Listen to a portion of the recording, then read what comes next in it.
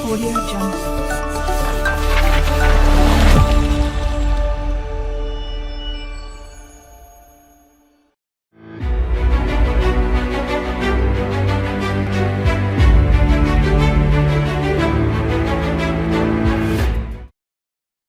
Pertama, marilah kita panjatkan puji dan syukur kehadirat Allah Subhanahu wa Ta'ala yang telah memberikan nikmat kita sehat dan juga menjalankan segala aktivitasnya hingga kita dilancarkan oleh Allah Subhanahu wa Ta'ala. Tak lupa juga salawat serta salam tercurah limpahkan kepada junjungan kita Nabi Muhammad Shallallahu Alaihi Wasallam yang telah membimbing kita, mengajarkan kita hingga kita berada di zaman ini. Alhamdulillah, di sini sudah hadir juga Direktur Utama kami, Bapak Haji Ezra, dan juga sudah hadir untuk sesi pengisi acaranya yaitu Pak Haji Ustadz Sunan. Dan kepada Bapak Ezra untuk mempersingkat waktu, kami persilakan. Baik, cek. Suara saya terdengar jelas? Boleh cek lagi Pak, mohon maaf. Ya, ya. Halo, suara terdengar jelas, Bapak Ibu? Oke, baik. Sudah terdengar jelas. Baik, kita mulai ya acaranya ya. Ya, Bismillahirrahmanirrahim. Assalamualaikum warahmatullahi wabarakatuh. Waalaikumsalam warahmatullahi wabarakatuh. Alhamdulillahirabbil alamin. Asyhadu an la ilaha illallah wa asyhadu anna Muhammadan abduhu wa rasuluhu sallallahu alaihi wasallam wa ala alihi washabihi amma ba'du. Alhamdulillahirabbil alamin. Bapak Ibu, selamat malam dan selamat datang di webinar Menggali Makna dan Sejarah Ibadah Haji yang merupakan rangkaian webinar edukasi dari Eltura Travel terutama untuk calon-calon Duyufur Rahman jamaah haji yang akan berangkat haji, baik akan berangkat haji di tahun 2025 ataupun di tahun-tahun selanjutnya. Bapak Ibu semuanya, Duyufur Rahman, perkenalkan nama saya Ezra Fotari atau nama haji kami Haji Uzair Wafdullah. Kami adalah owner dari PT Eltura Berkasa Hati atau lebih dikenal dengan Eltura Travel. Dan Alhamdulillah Eltura Travel adalah lembaga atau perusahaan yang bergerak di bidang pelayanan umroh dan haji. Alhamdulillah kami sudah memiliki izin yang resmi dan izin lengkap Bapak Ibu. Kita ada PPIU-nya, izin PPIU dan izin PIHK penyelenggara ibadah haji. Selain itu pun kami sebagai provider visa dan tiket, kami memiliki izin IATA dan kami juga memiliki izin provider visa di mana kami bekerja sama dengan muasasah di Arab Saudi dalam rangka penerbitan visa umroh dan haji. Insya Allah dengan semua legalitas resmi kami membuat kami lebih percaya diri dalam melayani Duyufur Rahman baik untuk melaksanakan ibadah umroh maupun melaksanakan ibadah haji. Bapak Ibu Duyufur Rahman, terima kasih telah bergabung bersama Haji Prioritas by Eltura Travel. Kami sangat antusias untuk berbagi pengetahuan dan pengalaman berharga bersama Bapak Ibu semua malam ini, khususnya bersama Ustadz Sunan. Sebelum kita memasuki sesi materi yang akan disampaikan oleh Ustadz Sunan, izinkan saya untuk sedikit bercerita tentang perjalanan Eltura Travel dalam melayani para jamaah haji, Bapak Ibu. Kami berkomitmen untuk memberikan layanan terbaik dan solusi terintegrasi untuk mewujudkan ibadah haji yang lancar dan berkesan. Selain itu, kami juga menyediakan berbagai layanan tambahan untuk mempermudah persiapan haji. Salah satunya adalah acara webinar malam ini yang merupakan rangkaian dari webinar-webinar edukasi kami kepada calon-calon Duyufur Rahman. Jadi Bapak Ibu, kalau misalnya nanti Bapak Ibu mau bertanya, mau konsultasi, itu bisa di acara webinar ini ataupun di luar juga insya Allah bisa Bapak Ibu. Termasuk mungkin nanti di antara Bapak Ibu ada yang ingin bertanya terkait paket haji Eltura Travel itu apa saja. Insya Allah kami bisa membantu. Mungkin dari harga flyer itu adalah harga publish yang kami sampaikan. Nah Bapak Ibu, kira-kira di Eltura itu ada diskon tidak? Insya Allah ada Bapak Ibu. Ya, jadi harga yang kami publish itu memang harga flyer, harga umum. Nanti di momen-momen tertentu, insya Allah ada juga promo-promo yang kami berikan kepada calon-calon jamaah haji yang ingin mendaftar dan berangkat bersama Eltura Travel. Baik itu ONH Plus maupun Haji Furoda. Dan juga kita bisa custom di Eltura Travel. Misalnya waktu saya terbatas, baru tadi kami dapat informasi ada calon jamaah haji, waktunya terbatas, hanya punya waktu 12 hari, bisa tidak di Eltura? Karena rata-rata haji itu kurang lebih 17 hari sampai 26 hari. Insya Allah bisa. Ya, jadi kita fasilitasi ada beberapa, misalnya PNS, dokter, yang memiliki waktu terbatas untuk melaksanakan ibadah haji atau untuk cuti. Nah, insya Allah itu bisa kita fasilitasi. Ya, seperti pada paket Haji Furoda, paket yang tentu sangat eksklusif, kami memfasilitasi bimbingan manasiknya berkali-kali secara offline, Bapak Ibu, dan juga online. Kalaupun ingin offline-nya lebih intens juga, insya Allah bisa. Dan konsultasi haji bersama saya langsung, ya, termasuk bersama Mutef Mutawif di Eltura Travel, termasuk juga persiapan lainnya. Jadi tidak hanya mendapatkan kemudahan dalam perjalanan, tetapi juga nilai tambah yang akan memperkaya pengalaman spiritual Bapak Ibu sekalian. Insya Allah sesuai dengan motel Eltura Travel, melayani sepenuh hati. Insya Allah itu sedikit Bapak Ibu, sambutan dari saya, dan selanjutnya akan disampaikan materi dengan tema yang sudah disiapkan pada malam hari ini oleh Ustadz Sunan. Kepada beliau kami persilahkan. Terima kasih. Jazakumul khairan. Assalamualaikum warahmatullahi wabarakatuh. Waalaikumsalam warahmatullahi wabarakatuh. Baik, jazakallah khair, Bapak Ezra. Masya Allah, ini tuh sangat menjawab juga ya buat tadi teman-teman semua. Ada yang bertanya juga mengenai paket Haji Furoda dan ONH di grup. Semoga menjawab dari kepenasarannya seperti itu. Nah, Alhamdulillah di sini juga sudah hadir ada Bapak Ustadz Sunan. Kita langsung saja kepada Bapak Ustadz Sunan, kami persilahkan.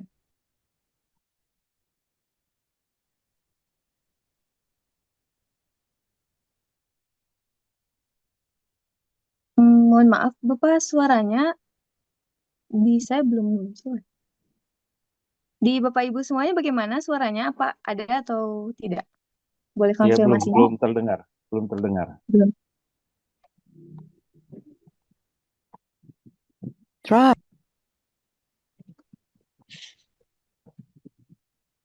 Mohon ditunggu ya, Bapak Ibu sekalian.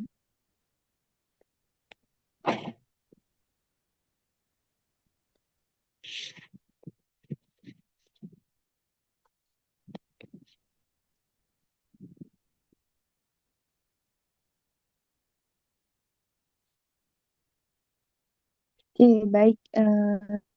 Mungkin kita bisa tanya-tanya juga dari tadi yang sama Bapak Haji Eza sampaikan. Barangkali ada yang mau ditanyakan, boleh banget. Terus juga dari sesi yang kemarin, boleh juga ditanyakan saja. Satu dicoba. Ada. Sudah Oke, terdengar. baik. Sudah terdengar, Bapak. Baik. Sudah terdengar. Assalamualaikum warahmatullahi wabarakatuh. Waalaikumsalam warahmatullahi Waalaikumsalam wabarakatuh. warahmatullahi wabarakatuh. Bismillahirrahmanirrahim. Alhamdulillahirabbil alamin. Alhamdulillahilladzi hadana lihada wa ma kunna linahtadiya laula an hadanallah. Laqad ja'at rusul rabbina bil haqq wa nudu an tilkumul jannatu uristumuha bima kuntum ta'malun. Asyhadu an la ilaha illallah wa asyhadu anna Muhammadar Rasulullah sallallahu alaihi wasallam wa ala alihi wa ashabihi amma ba'd. Bapak Ibu, calon-calon tamu Allah, Duyufur Rahman ataupun para jamaah yang sudah hadir melalui online. Alhamdulillah kita bertemu lagi dalam rangka insyaallah talabul ilmi, mencari ilmu. Malam hari ini akan kami sampaikan tentang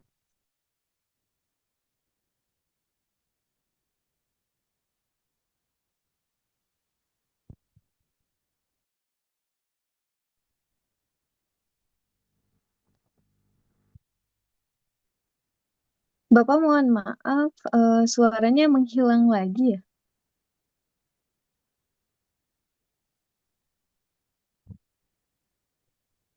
tes. Oke, ada Pak, ada. Ada lagi? Aman.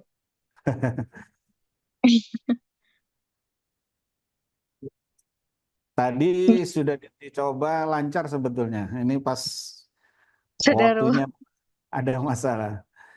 Tapi sudah keluar ya suaranya? Aman Pak, insya Allah sudah aman. Baik, saya Suaranya lanjutkan. bagus. Saya mengajak untuk kita bersyukur kepada Allah atas segala karunia nikmat, rahmat, serta hidayah Islam yang alhamdulillah oleh Allah masih diberikan pada kita.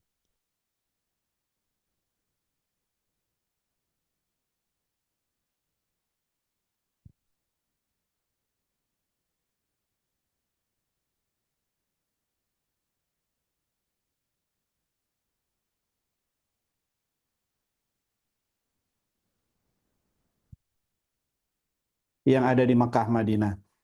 Semua karunia dari Allah kita ucapkan kalimat syukur dengan sama-sama kita melafalkan kalimat hamdalah. Alhamdulillahirabbil alamin.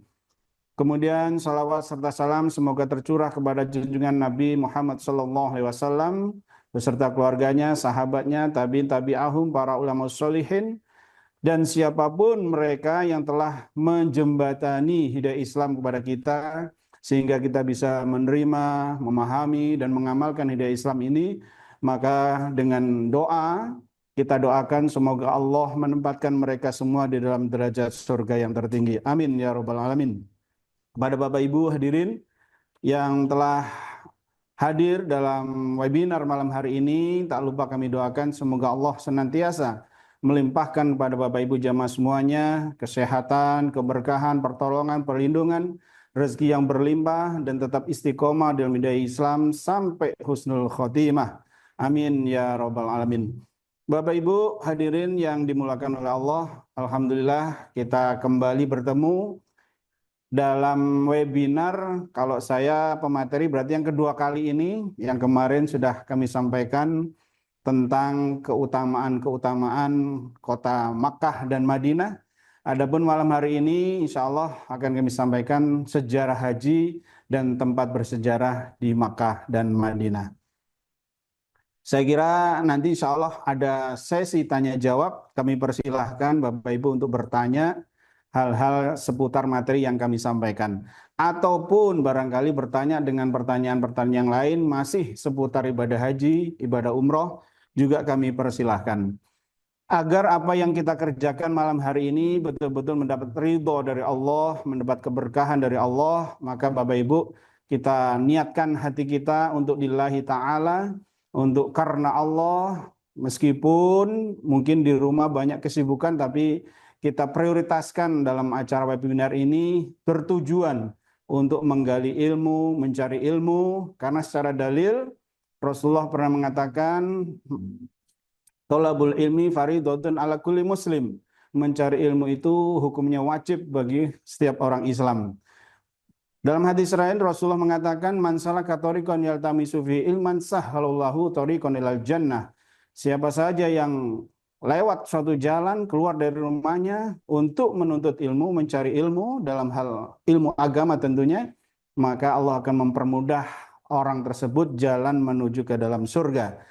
Malam hari ini Bapak Ibu jamaah sekalian, insya Allah yang kita pelajari adalah tentang Makkah Madinah, tentang agama Islam. Tentunya ini adalah ilmunya Allah yang sangat bermanfaat.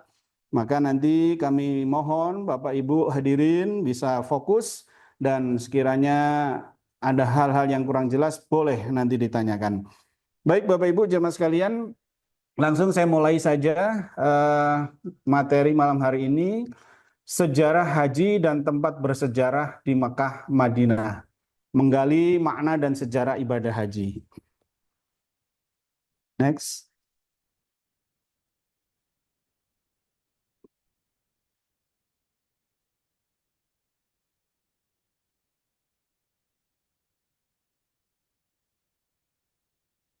Menghargai perjuangan para nabi dan keluarganya.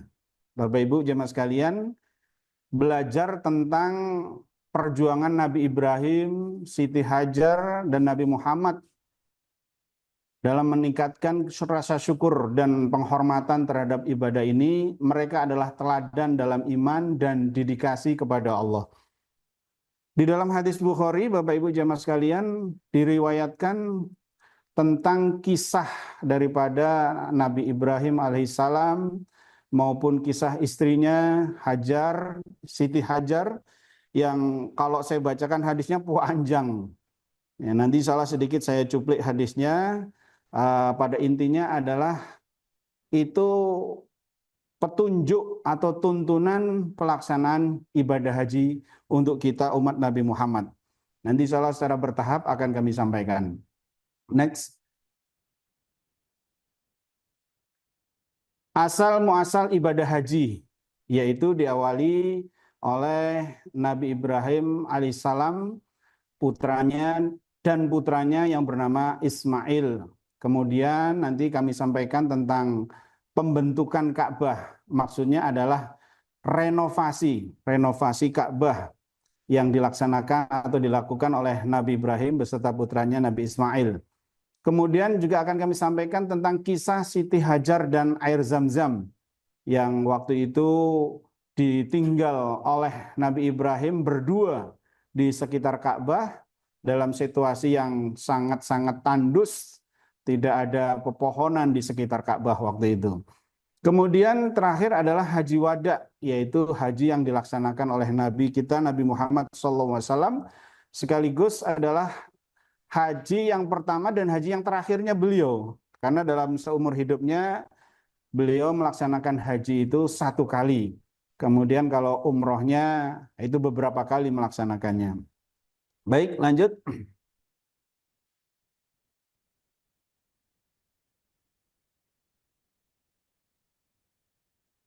Nabi Ibrahim alaihissalam dan putranya Nabi Ismail.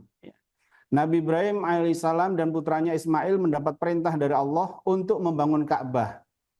Yang sebetulnya Ka'bah itu sudah ada sejak zaman Nabi Adam alaihissalam, Bapak Ibu jamaah sekalian. Hanya saja ketika zaman Nabi Nuh, Allah mengirimkan banjir bandang ke seluruh dunia ini sehingga Ka'bah tenggelam. Nah, barulah di zaman Nabi Ibrahim Allah perintah untuk membangun lagi, merenovasi lagi. Ya.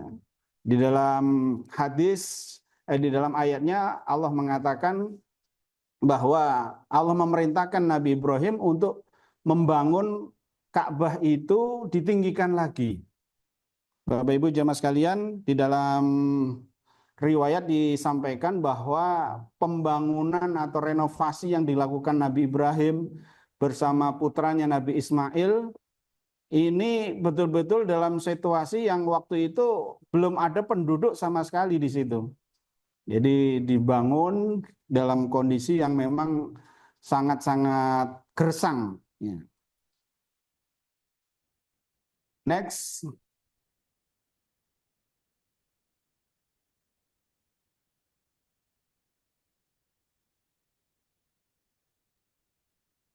Ka'bah dibangun berdasarkan perintah Allah untuk menjadi pusat ibadah umat manusia. Ini menjadi simbol kesatuan dan arah bagi umat Islam saat beribadah.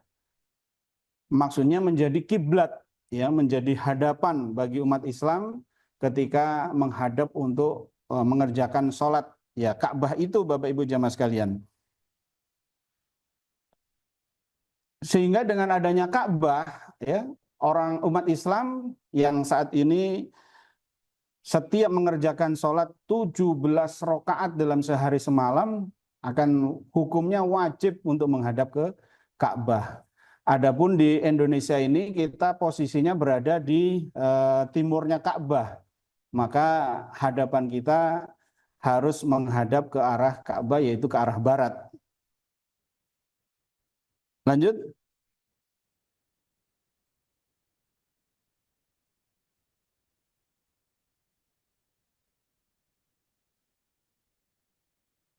Kemudian kita tentang kisah Siti Hajar dan air Zam-Zam. Siti Hajar mencari air untuk Ismail putranya antara Bukit Sofa dan Marwah hingga Allah memberikan mukjizat berupa air Zam-Zam.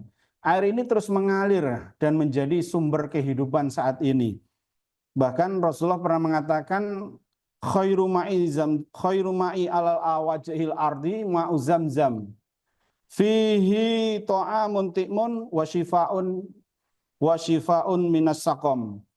Bahwa air Zam-Zam itu adalah sebaik-baiknya air di muka bumi. Di dalamnya terdapat makanan yang mengenyangkan dan obat yang menyembuhkan. Tadi sudah saya sampaikan dalam hadis Sahih Bukhari itu diterangkan tentang sejarah ini, panjang hadisnya, tapi saya coba cuplik sedikit Bapak Ibu jamaah sekalian tentang kisah cerita daripada Siti Hajar yang waktu itu berada di Ka'bah. Di dalam hadis yang diriwayatkan oleh Ibnu Abbas mengatakan awwaluma ittakhadan nisa al-mantiqa min qibali Ummi Ismail.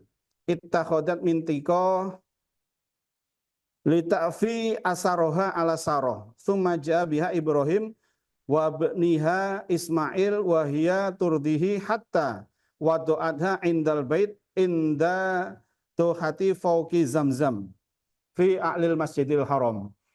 Dan hadisnya panjang. Bapak Ibu jemaah sekalian, waktu itu Nabi Ibrahim beserta istrinya Siti Hajar dan putranya Nabi Ismail diperintahkan oleh Allah menuju Ka'bah. Sesampainya di area Ka'bah, maka Nabi Ibrahim memerintahkan kepada istri dan anaknya untuk tinggal di situ. Pokoknya kalian berdua tinggal di sini, saya mau pergi. Nah, ketika Nabi Ibrahim mau pergi, istrinya tanya, wahai suamiku, kok tega engkau meninggalkan kami di sini? Kok tega engkau meninggalkan kami di sini yang tidak ada apa-apa di sini? Nabi Ibrahim hanya meninggalkan satu wadah air sama sekarung kurma. Sekarung juga karungnya enggak besar-besar amat. Nah, ketika ditinggalkan seperti itu, istrinya merasa sedih. Kok tega suami saya? Sampai beberapa kali pertanyaan itu diulang-ulang. Tapi Nabi Ibrahim tetap kekeh itu apa ya? Bertahan untuk tetap jalan ke depan meninggalkan. Nah, ketika agak jauh, barulah Siti Hajar bertanya, apakah Allah yang memerintahkan engkau untuk berbuat seperti ini? Nabi Ibrahim menganggukkan kepala. Tidak ada suara sama sekali Nabi Ibrahim. Menganggukkan kepala. Artinya Siti Hajar istrinya pun juga paham bahwa memang Allah lah yang memerintahkan, memang Allah lah yang menghendaki seperti ini. Maka pergilah Nabi Ibrahim. Dan ditinggallah Siti Hajar beserta Nabi Ismail berada di situ. Kemudian ketika Nabi Ismail agak jauh, masih kelihatan istri dan anaknya, Nabi Ibrahim naik ke Jabal Qubais, kalau dalam sejarahnya itu. Yang sekarang itu Jabal Qubais itu adalah tempat istana raja. Ada posisinya di belakang Sofa, di belakang Bukit Sofa. Itu ada Jabal Qubais, sekarang menjadi hotel yang persinggahan tamu-tamu kerajaan. Ketika berada di Jabal Qubais itulah Nabi Ibrahim berdoa. Ya, doanya ada di dalam surat Al-Qur'an, kemudian panjang juga itu doanya. Setelah berdoa itu, kemudian barulah Nabi Ibrahim pergi meninggalkan mereka berdua. Siti Hajar dan putranya berada di dekat Ka'bah yang dalam kondisi sangat gersang, kemudian tidak ada pepohonan, hanya dibekali satu wadah air grebo dari kulit itu, kemudian dengan sekarung atau mungkin sebungkus kurma yang tidak terlalu banyak sebetulnya. Ketika bahan makanan itu masih ada, tentunya masih terjaga. Karena Ibu Siti Hajar juga selalu menyusui putranya yang bernama Nabi Ismail tadi, karena memang baru lahir. Begitu perlengkapan makanannya habis, Bapak Ibu jamaah sekalian, barulah putranya menangis. Nabi Ismail ini menangis. Namanya anak kecil ya nggak mau tahu, pokoknya haus ya pengen minum dan lain sebagainya. Sehingga Ibu Hajar juga merasa kasihan, ini gimana lihat ke kanan, ke kiri, nggak ada orang, nggak ada air. Kemudian Ibu Hajar lari ke atas Bukit Sofa. Bapak Ibu jemaah sekalian, posisi ketika Nabi Ibrahim meninggalkan Ibu Siti Hajar dan putranya, itu pas kalau yang sekarang ini pas di sumber Zam-Zamnya. itu posisinya antara Hajar Aswad dengan tanda isyarah warna hijau di pojok. Itu di tengah-tengah tempat tawaf itu, Bapak Ibu, itulah sumber air Zam-Zam berada. Dan disitulah dulu Nabi Ismail dan ibunya berada. Kemudian naiklah Ibu Hajar ke atas Bukit Sofa. Begitu naik Bukit Sofa, nyari barangkali ada orang, barangkali ketemu makanan atau air. Ternyata begitu di Bukit Sofa nggak ada apa-apa. Kemudian Ibu Hajar melihat ke arah Marwah, Bukit Marwah. Loh, kok kayaknya ada air itu di Bukit Marwah. Kalau bahasa kita sekarang adalah fata morgana gitu ya. Kalau kita memandang jauh dalam situasi kondisi yang panas, apalagi lapar, haus, biasanya rada berkunang-kunang kepala dan melihat seakan-akan ada air di ujung sana. Begitu pula yang dialami oleh Siti Hajar, Ibu Hajar. Beliau melihat Bukit Marwah itu bagaikan ada air. Maka beliau turun dari Bukit Sofa. Di antara Bukit Sofa itu ada tanah yang agak legok. Legok itu agak dalam. Tanah legok itu Ibu Hajar lari kecil. Lari kecil atau bahasa kita ya ngincik. Sa'i. Lari kecil, kalau sekarang kurang lebih saya perhatikan itu kurang lebih 50 meter. Lari dari, kalau sekarang sudah ada tandanya Bapak Ibu ya. Tanda lampu hijau. Dari awal lampu hijau sampai selesai lampu hijau, Ibu Hajar lari kecil. Nah, harapannya biar lebih cepat karena posisinya agak legok begini tanahnya. Maka begitu lewat, kemudian air Bapak Ibu jamaah sekalian. Rupanya tadi ya fata morgana.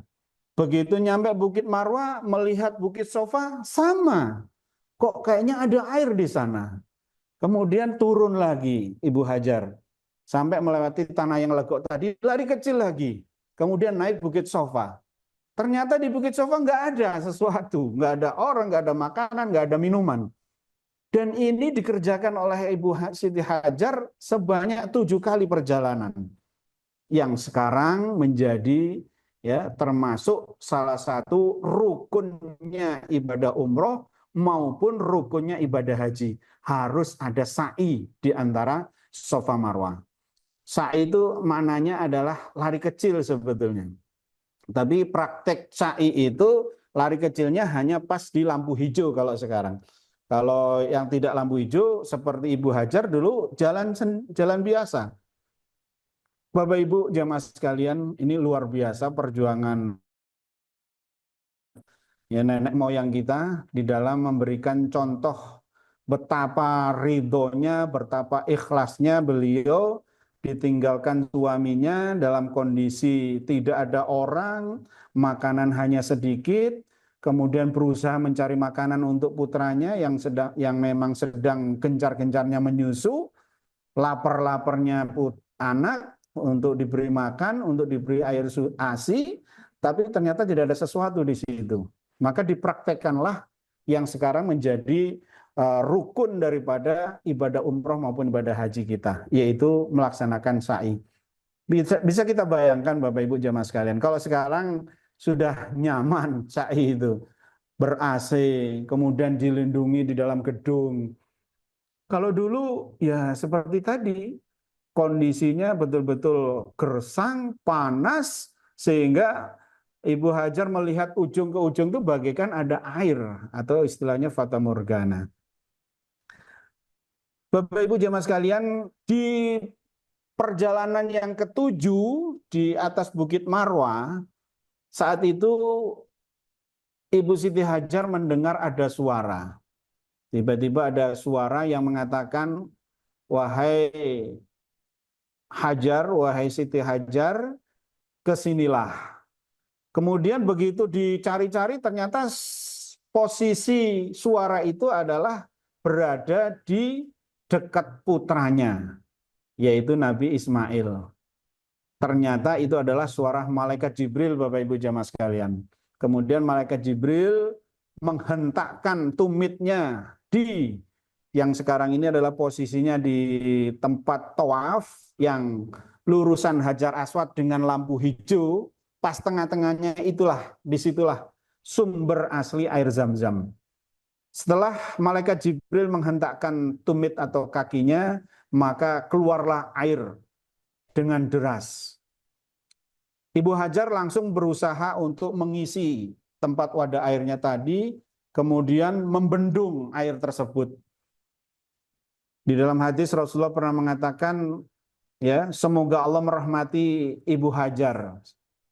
Karena sebab jasa beliaulah air Zam-Zam ini tidak sampai membanjiri seluruh dunia. Seandainya waktu itu Ibu Hajar tidak membendung, tidak membatasi air Zam-Zam melubernya, otomatis dunia saat itu akan terbenam lagi, tertenggelam lagi. Air Zam-Zam nggak bisa di-stop, Bapak Ibu. Disitulah rahmatnya Allah atau mukjizatnya Allah yang diberikan kepada Ibu Hajar. Karena keriduan, keikhlasan, ketaatannya suaminya kepada Allah, dan juga keriduan, keikhlasan, ketaatan dia kepada Allah, akhirnya Allah memberikan jalan keluar yang terbaik, yang barokah. Yaitu Allah memunculkan air Zam-Zam yang subhanallah sampai sekarang air Zam-Zam tidak pernah saat, bahkan saya pernah masuk ke museumnya, museum air Zam-Zam itu ada gambarnya, fotonya, ketika air Zam-Zam ini dipompa sekian juta liter, itu langsung dalam hitungan menit sudah kembali lagi. Betapa mukjizatnya atau karomahnya air Zam-Zam yang Allah berikan untuk kita umat manusia. Nah, itulah Bapak Ibu jemaah sekalian sejarah pelaksanaan ibadah sa'i yang sekarang kita kerjakan, atau dikisahkan, dicontohkan, dipraktekkan oleh Ibu Siti Hajar, nenek moyang kita, istri dari Nabi Ibrahim alaihissalam. Kalau di dalam selanjutnya hadis tersebut menyatakan setelah air Zam-Zam itu keluar, maka tidak lama barulah datang sekelompok orang. Untuk namanya di sana itu Bapak Ibu jemaah sekalian nyari air itu susah. Bahkan sodakoh yang terbaik itu kalau di tanah Arab adalah air. Sehingga waktu itu begitu banyak yang muncul, yang berdatangan, jadilah rame. Kemudian pada akhirnya Nabi Ismail menikah dengan orang-orang yang datang tersebut dan mempunyai istri. Nah, singkat ceritanya istrinya pun juga setelah itu dikunjungi oleh Nabi Ibrahim, yang mungkin Bapak Ibu juga pernah mendengar kisahnya, ya, ketika salah satu istri yang pertamanya ditanya oleh Nabi Ibrahim, waktu itu Ismailnya nggak ada, kemana suami? Oh, suami lagi cari maisah, lagi bekerja. Gimana suamimu? Suami saya, orangnya itu begini-begini, pelit, orangnya, kejelekan suaminya diceritakan. Maka Nabi Ibrahim berpesan, ya sudah, titip salam bahwa saya orang tua datang, kemudian tolong nanti kalau suamimu pulang supaya diganti itu daun pintunya ya. Maksudnya adalah nanti kalau suamimu datang sampaikan seperti itu. Ternyata itu adalah perintah Nabi Ibrahim kepada Nabi Ismail supaya menceraikan istrinya. Karena istrinya tidak bisa menjaga rahasia rumah tangga, menjelek-jelekan suaminya sendiri tatkala suaminya tidak tahu. Itu beberapa istri begitu, pada akhirnya nanti dapat istri yang terbaik dan diperintahkan oleh Nabi Ibrahim untuk dipertahankan. Itu Bapak Ibu jemaah sekalian, kisah Siti Hajar dan air Zam-Zam. Dan alhamdulillah kita bisa menikmati sampai sekarang air Zam-Zam. Kalaulah tidak ada Siti Hajar, mungkin kita juga nggak bisa menikmati air Zam-Zam. Dan memang itulah takdir dari Allah dan merupakan rukun haji maupun umroh yang harus dilaksanakan oleh orang yang menunaikan ibadah haji dan umroh, yaitu melaksanakan sa'i di antara Bukit Sofa dan Marwah. 7 kali perjalanan, kurang lebih satu perjalanannya berapa ya? 2,4 kurang lebih. Kok 2,4? Satu perjalanannya 750 meter kurang lebih. Jadi kalau dikalikan ya 2,4 kilo untuk 7 kalinya. Lanjut.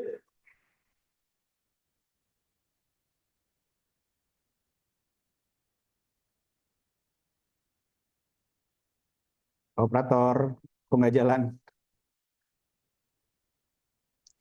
Intinya sama di sinyal juga.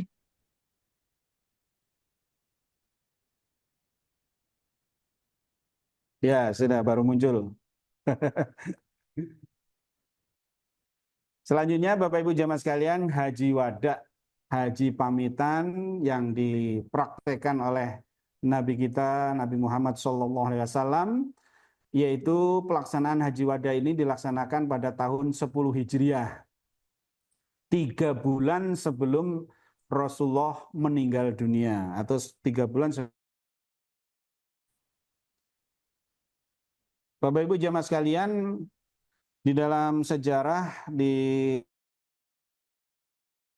diceritakan bahwa ketika Rasulullah melaksanakan haji wada ini, pengikut atau yang menyertai itu luar biasa banyaknya. Ya. Ada ahli hadis itu yang menyatakan mencapai 100.000 lebih orang-orang yang menyertai Nabi dalam melaksanakan haji wada. Nabi berangkat dari kota Madinah, Bapak Ibu. Kemudian di setiap perjalanan Nabi itu selalu ada yang gabung dari desa-desa yang dilalui oleh Nabi, banyak yang bergabung untuk ikut melaksanakan haji wada. Dan haji wada yang dilaksanakan oleh Nabi ini juga disebut haji akbar, dikarenakan kebetulan waktu itu adalah pas hari Jumat. Dan di haji wada ini Bapak Ibu jemaah sekalian, Nabi berangkat naik onta qaswa. Bahkan dalam praktek tawafnya Nabi pun saat itu juga dengan mengendarai onta qaswa.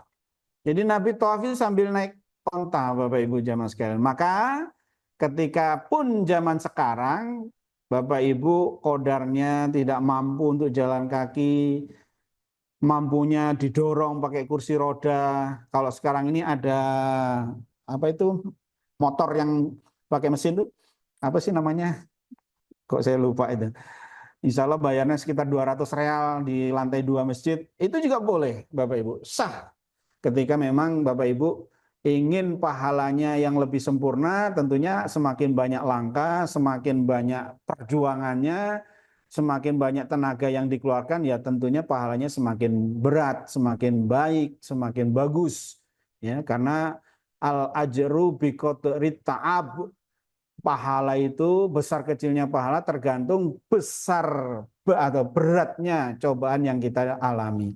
Nah, dalam praktek Nabi melaksanakan haji wada ini, Bapak Ibu jamaah sekalian, berangkat dari Madinah pada tahun 10 Hijriah, yang saat itu kurang lebih 100.000 lebih yang menyertai Nabi melaksanakan haji wada.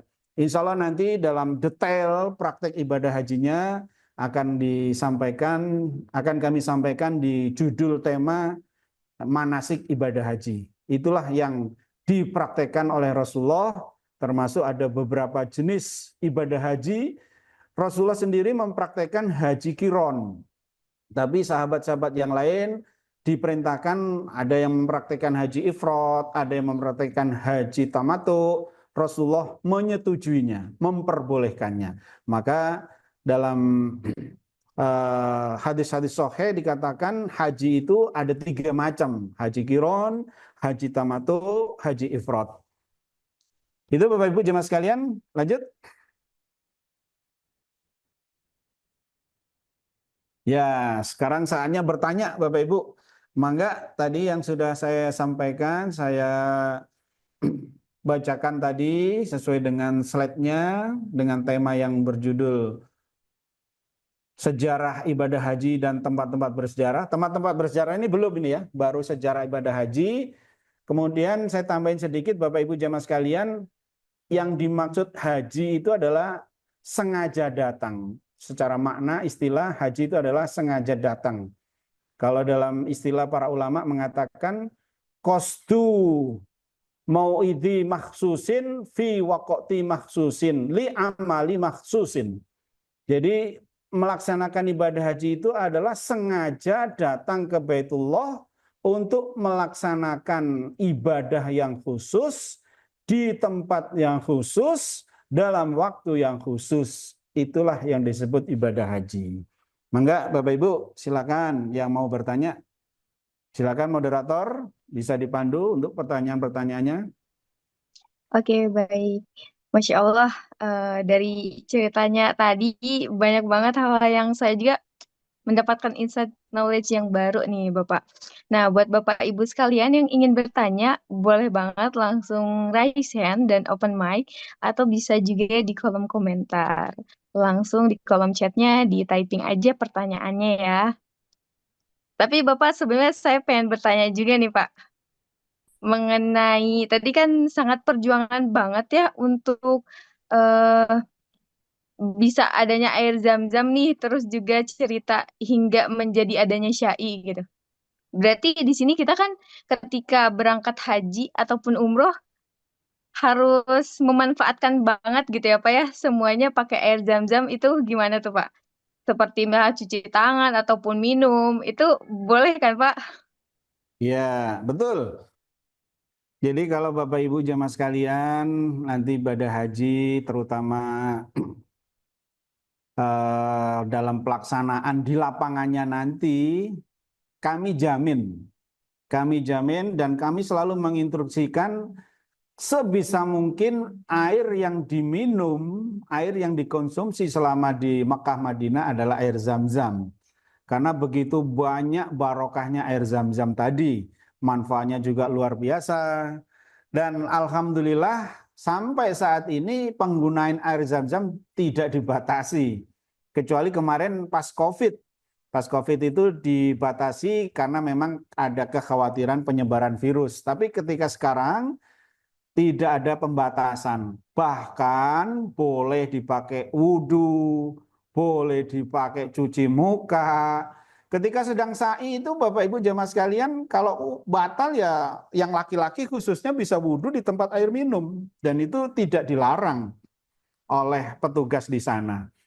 Jadi betul-betul melimpah ruah air zam-zam di sana. Kalau di Indonesia ya wani piro gitu kan.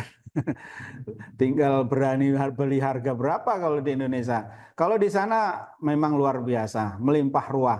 Maka kami kalau mendampingi jamaah, baik haji maupun umroh, kami selalu menginstruksikan kepada jamaah supaya mempersiapkan botol-botol kosong itu diisi air zam-zam. Di kamar ya stok ada botol air zam-zamnya, kemudian ke masjid bawa minimal 2 botol, nanti diisi dibawa ke kamar. Saya sendiri mempraktekkan akan hal itu, Bapak Ibu jemaah sekalian. Minum saya kalau selama di sana, saya usahakan selalu air zam-zam. Caranya tadi itu, botol kosong kita isi, kemudian kemana saja kita bekal 1 botol untuk diminum di jalan, di mana. Kalaupun di masjid ya tinggal ngambil di tempat-tempat minum air zam-zam. Intinya minum air zam-zam di Makkah Madinah bebas dan tidak dibatasi. Dan itu sangat bermanfaat bagi kita. Alhamdulillah kami para mutawif itu sudah mempraktekkan. Dalam kadangkala kami harus menghantar jamaah tawaf, mengantar jamaah sa'i, mengantar belanja dan kemana-mana. Insya Allah karena yakin dengan khasiat atau manfaat dari air zam-zam, alhamdulillah Allah paring kepada kami selalu sehat dan ready terus. Maunya jamaah kemana insya Allah siap diantar. Itu moderator bahwa air zam-zam di sana tidak dibatasi, bebas. Kecuali kalau dibawa pulang, memang aturannya tidak boleh dimasukkan ke koper. Masya Allah, berarti memang ketika di sana kita harus benar-benar memanfaatkan air zam-zam ya Pak ya. Karena bawa pulang mah terbatas gitu ya Pak ya. Betul. Baik Bapak, di sini ada yang bertanya Pak di kolom chat. Izin saya membacakan ya Pak. Maaf Ustadz, tanya, kemarin saya baca buku tentang haji. Jika tentang haji, yaitu dijelaskan bahwa dulu Rasulullah jika tidak bawa hewan kurban, sebaiknya lakukan haji tamatu. Bolehkah dijelaskan di sini maksudnya bawa hewan kurban untuk masa kini itu seperti apa gitu? Oh, Ya, ini sebetulnya sudah mendahului tema yang akan disampaikan nanti. Tema next time-nya berikutnya. Tapi nggak apa-apa karena sudah ada yang bertanya. Boleh Jadi, di-spill dikit mungkin, Pak. ya, kalau praktek zaman sekarang, Bapak Ibu jamaah sekalian, untuk hewan dam, ada dua jenis ya, hewan dam dan hewan kurban. Ini harus dibedakan. Karena orang yang melaksanakan haji kiron itu wajib menyembelih hewan dam. Dan damnya pun juga sudah ditentukan di dalam hadisnya adalah seekor unta. Adapun kalau dulu prakteknya unta tersebut harus dituntun, digiring dari luar tanah haram. Kemudian baru dibawa masuk ke tanah haram dan disembelih nanti pada tanggal 10 Dzulhijjah bareng dengan hewan kurban. Adapun kalau hewan kurban, Bapak Ibu jamaah sekalian, itu boleh beli di mana saja. Ketika sudah masuk di dalam tanah haram, beli di tanah haram, boleh. Atau belinya dari luar tanah haram di Mekah sana, kemudian dibawa ke dalam tanah haram, nanti disembelihnya di tempat hadiyu di Mina, tanggal 10 Dzulhijjah. Jadi kalau sekarang lebih mudah, ya, tidak seberat seperti zaman dulu. Yang kena dam pelaksanaan haji adalah haji kiron. Kemudian haji tamatuk pun juga kena dam, tapi damnya seekor kambing. Haji ifrad tidak kena dam, dan prakteknya haji ifrad ini tidak boleh tahalul, tidak boleh lukar dari setelah melaksanakan ibadah umroh. Sampai nanti nunggu tanggal 8 Dzulhijjah atau hari Tarwiyah untuk melanjutkan rangkaian ibadah haji di Armina, Arafah, Mina, Muzdalifah. Jadi begitu Ibu Ummu Nafisah ya. Bagaimana, Sudah terjawab untuk pertanyaannya? Mudah-mudahan terjawab ya. Silakan Bapak Ibu sekalian yang ingin bertanya, mungkin bisa satu pertanyaan lagi gitu ya di sesi pertengahan ini. Silakan.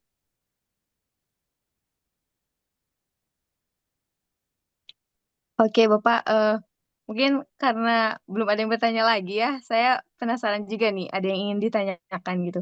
Mengenai tadi kan Ka'bah gitu.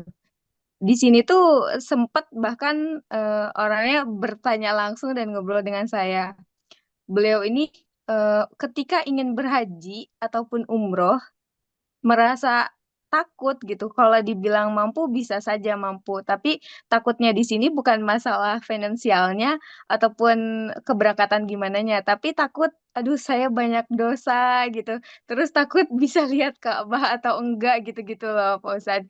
Nah, kira-kira gimana cara merubah mindset ketika sebelum berangkat tuh sudah terpikir hal-hal seperti itu karena jadi itu ketakutan-ketakutan dari sebelumnya gitu, Pak. Ya, baik.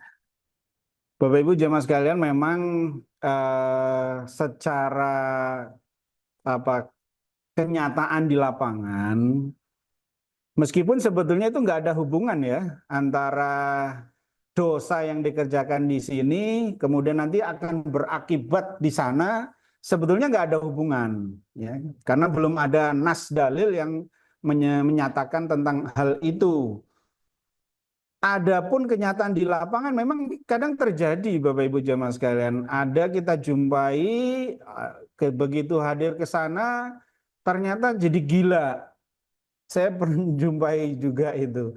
Hadir di sana ternyata gila orangnya.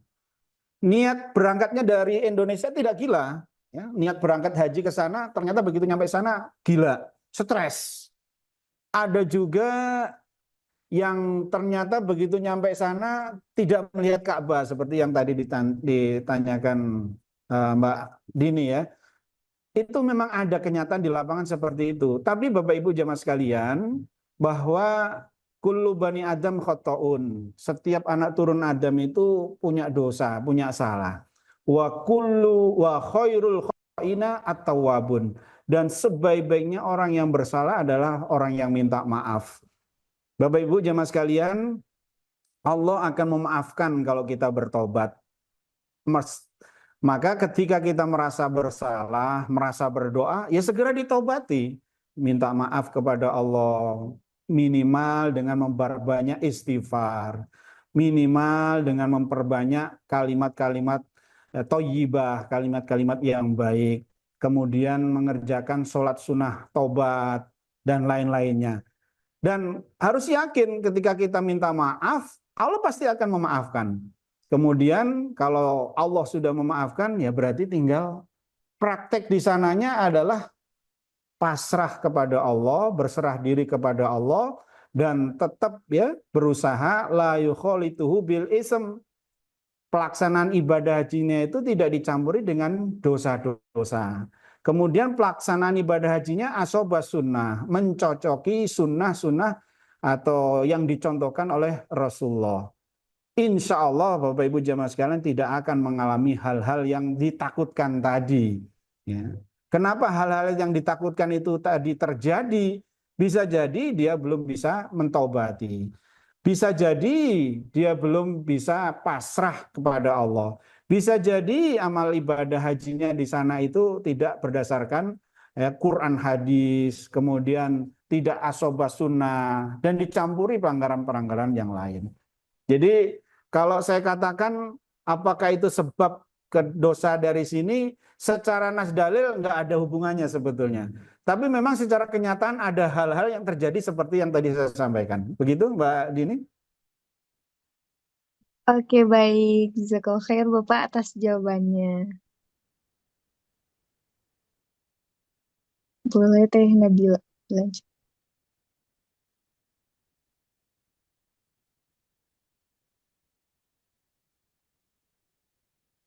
Kita lanjutkan?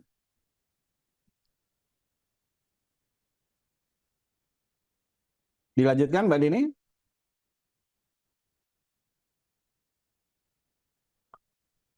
Baik Bapak Ibu, kita lanjutkan lagi. Selanjutnya adalah tempat-tempat bersejarah di kota Makkah. Diawali dengan adanya Masjidil Haram. Masjidil Haram adalah masjid terbesar yang paling suci bagi umat Islam di seluruh dunia. Disinilah terdapat Ka'bah, kiblat salat bagi umat Muslim. Masjid ini merupakan tempat yang menjadi pusat dari ibadah haji dan umroh. Masjidil Haram juga menjadi saksi turunnya wahyu pertama kepada Nabi Muhammad SAW. Bapak Ibu jamaah sekalian, Masjidil Haram kemarin sudah kami sampaikan merupakan tanah haram dan banyak fadilah keutamaannya di situ. Nah, dikatakan tempat yang bersejarah karena Islam ya berawal dari Masjidil Haram ini. Nabi Muhammad lahir di kota Makkah. Kemudian pada akhirnya hijrah ke Madinah. Kalau tidak ada Masjidil Haram, ya tentunya mungkin umat Islam tidak ada. Dan bahkan Bapak Ibu jamaah sekalian, Ka'bah sendiri itu sudah dibangun di zaman Nabi Adam. Kemudian di zaman Nabi Nuh terjadinya banjir bandang, seluruh dunia akhirnya tenggelam. Di zaman Nabi Ibrahim dibangun lagi. Di zaman Nabi Muhammad pun juga akhirnya direnovasi lagi. Dan sampai sekarang itu merupakan tempat bersejarah. Kita tidak bisa mengesampingkan dengan perkembangan agama Islam dari Masjidil Haram. Dan memang bahkan orang-orang dari seluruh penjuru dunia akan berusaha untuk datang ke Masjidil Haram. Mengingat fadilah-fadilah keutamaan-keutamanya yang luar biasa. Kemarin sudah kami sampaikan, sholat 1 rakaat saja itu nilai pahalanya lebih baik daripada 100.000 sholat di selain Masjidil Haram. Wassalatun fil Masjidil Haram afdolu min alfi sholatin min mi'ati alfi sholatin fi masiwah. Mengerjakan satu sholatan di Masjidil Haram nilai pahalanya lebih baik daripada 100.000 sholat di selain Masjidil Haram. Dan banyak fadilah-fadilah yang lain. Misalnya nanti di tema berikutnya akan kami sampaikan. Lanjut.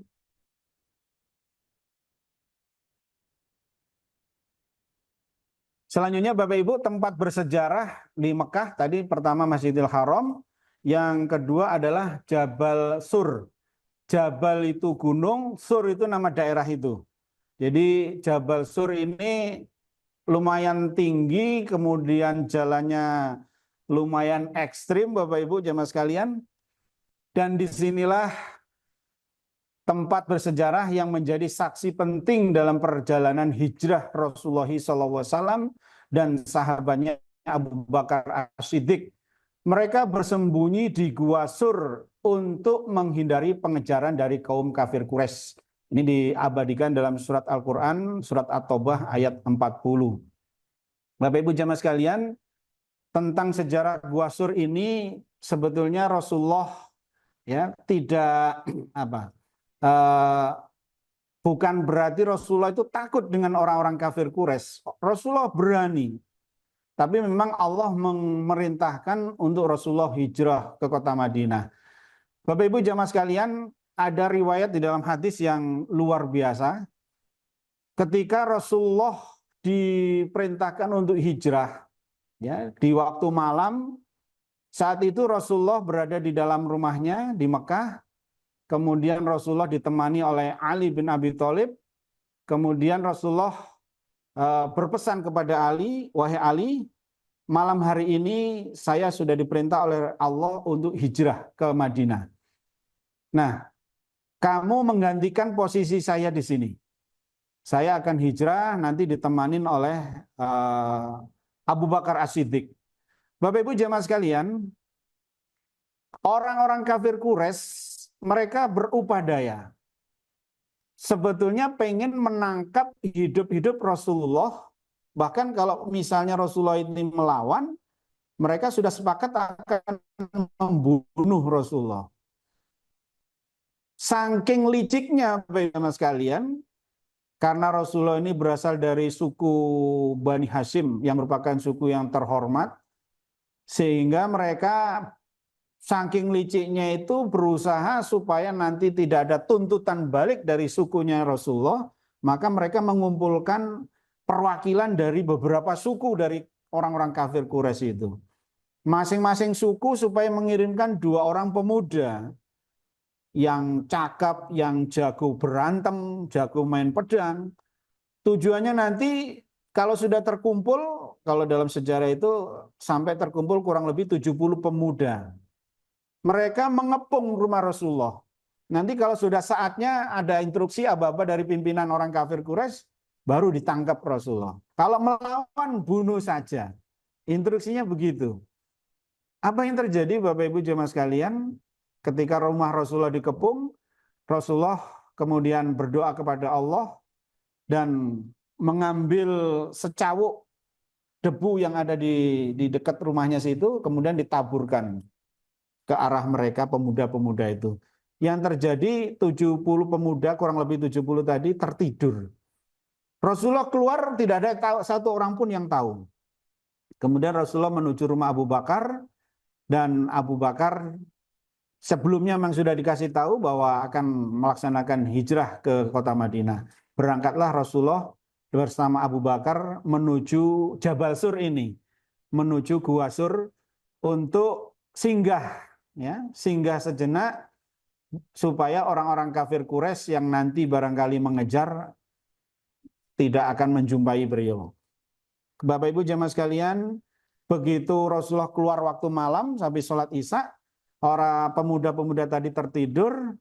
Besok paginya mereka terbangun, kemudian mencari, ternyata hanya ada Ali bin Abi Thalib. Rasulullah sudah tidak ada. Dicarilah Rasulullah, disebar ke seluruh penjuru, pintu-pintu keluar dari kota Mekah selalu ditelusuri oleh pemuda-pemuda tadi. Bahkan ada beberapa pemuda yang pun juga sampai ke Gua Sur, Bapak Ibu jemaah sekalian. Rasulullah, kalau Gua Sur itu sebetulnya Bapak Ibu, kondisi guanya bukan seperti di Indonesia. Di Indonesia kalau namanya gua ya luas, menjorong ke dalam. Gua Sur ini hanya posisinya menjorong sedikit, tertutup batu. Orang-orang kafir Quraisy waktu itu sudah berdiri di mulut gua. Tapi Allah paring, Allah memberikan pertolongan kepada Rasulullah, ternyata pintu gua itu terkesan kusam, terkesan belum ada orang yang masuk. Bahkan ada riwayat yang lain menyatakan tertutup sarang laba-laba. Bahkan ada riwayat yang lain menyatakan ada burung liar di mulut pintu gua itu. Sehingga menandakan, nggak mungkin ada orang di dalam. Padahal Rasulullah dan Abu Bakar ada di dalam. Di saat itu, Bapak Ibu, kalau dalam hadis Bukhari diterangkan, ketika Rasulullah dan Abu Bakar berada di dalam, tiba-tiba ada ular. Ya, ada ular yang sebetulnya ular ini tahu bahwa Rasulullah ada di situ. Dia tidak ingin mengganggu, tidak ingin melukai.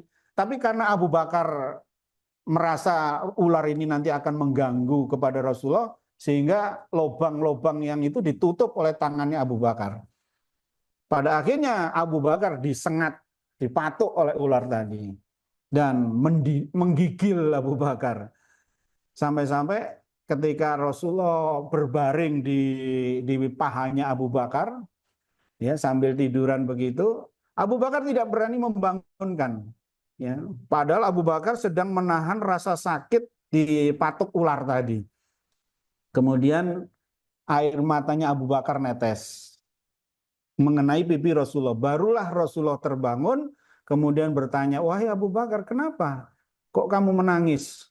Ya, ternyata Abu Bakar cerita, Bapak Ibu jemaah sekalian, tadi dipatuk oleh ular. Kemudian Rasulullah melihat lukanya, didoai sambil diludahi, seketika langsung sembuh, Bapak Ibu jemaah sekalian. Itu saat Rasulullah berada di dalam gua Sur ini. Kalau di dalam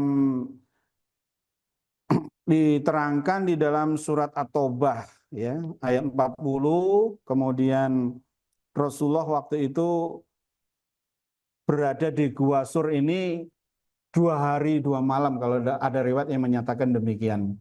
Nah, makanan oleh Rasulullah dan Abu Bakar dipasok atau dikirim oleh budaknya Abu Bakar dan juga anaknya Abu Bakar yang bernama Abdullah. Bapak Ibu jemaah sekalian, Allah memberikan pertolongan. Wa makaru wa makarallah wallahu khairul makirin. Mereka berupaya ingin menangkap, ingin membunuh Rasulullah, tapi Allah juga berupaya menyelamatkan, menolong Rasulullah, dan upadayanya Allah lah yang menjadi pemenang. Pada akhirnya Rasulullah melanjutkan hijrah ke kota Madinah. Itulah Bapak Ibu jemaah sekalian tempat bersejarah Jabal Sur, dan insya Allah ketika Bapak Ibu melaksanakan ibadah haji, ibadah umroh dengan Elder Travel akan diajak singgah ke Jabal Sur ini. Kemudian selanjutnya Bapak Ibu Jabal Nur, Jabal Rahmah. Ya. Jabal Rahmah. Jabal Rahmah adalah tempat bersejarah di mana Nabi Adam dan Siti Hawa bertemu setelah diturunkan ke bumi. Tempat ini menjadi simbol kasih sayang dan pertemuan kembali manusia. Tapi Bapak Ibu jangan sampai punya keyakinan kalau saya nulis nama saya di di tugunya itu maka akan menjadi langgeng, menjadi harmonis. Tidak ada hubungannya Bapak Ibu jemaah sekalian. Itu kepercayaan-kepercayaan yang tidak berdasarkan dalil. Jadi ini sebetulnya tempat bersejarah yang memang dalam sejarahnya Nabi Adam dan Ibu Siti Hawa dipertemukan di sini. Di dalam ayat-ayat Al-Quran banyak yang menjelaskan tentang diusirnya Nabi Adam dan Ibu Siti Hawa dan iblis, ya, gara-gara tidak taat kepada Allah. Nabi Adam diperintah ketika berada di dalam surga dipesan oleh Allah, termasuk istrinya juga, jangan wala taqrabah hadhihi syajarah fatakuna minadh-dhalimin. Wahai Adam, kamu jangan deket-deket pohon ini loh. Kamu mau kemana saja bebas, mau ngapain saja bebas, makan apa saja bebas, tapi jangan deket-deket dengan pohon ini. Deket-deket saja jangan, apalagi makan buahnya. Ternyata iblis nggak tinggal diam Bapak Ibu, mengganggu, menggoda, mengganggu Adam nggak bisa, mengganggu istrinya. Ternyata akhirnya bisa. Dan pada akhirnya makanlah Adam dan Hawa dengan buah pohon tadi, buah pohon kuldi. Pada akhirnya Allah mengusir mereka bertiga. Kalau di dalam sejarah itu Nabi Adam diturunkan di India, kemudian Hawa di Jeddah, dan iblis di Maisan. Maisan itu antara Basrah dan Wasit, ya, di daerah tanah Basrah. Kalau sekarang itu ya Suriah itu. Itu Bapak Ibu jamaah sekalian sejarah Jabal Rahmah. Insya Allah kalau Bapak Ibu eh, haji maupun umroh akan kami ajak untuk ziarah atau city tour ke tempat ini. Lanjut.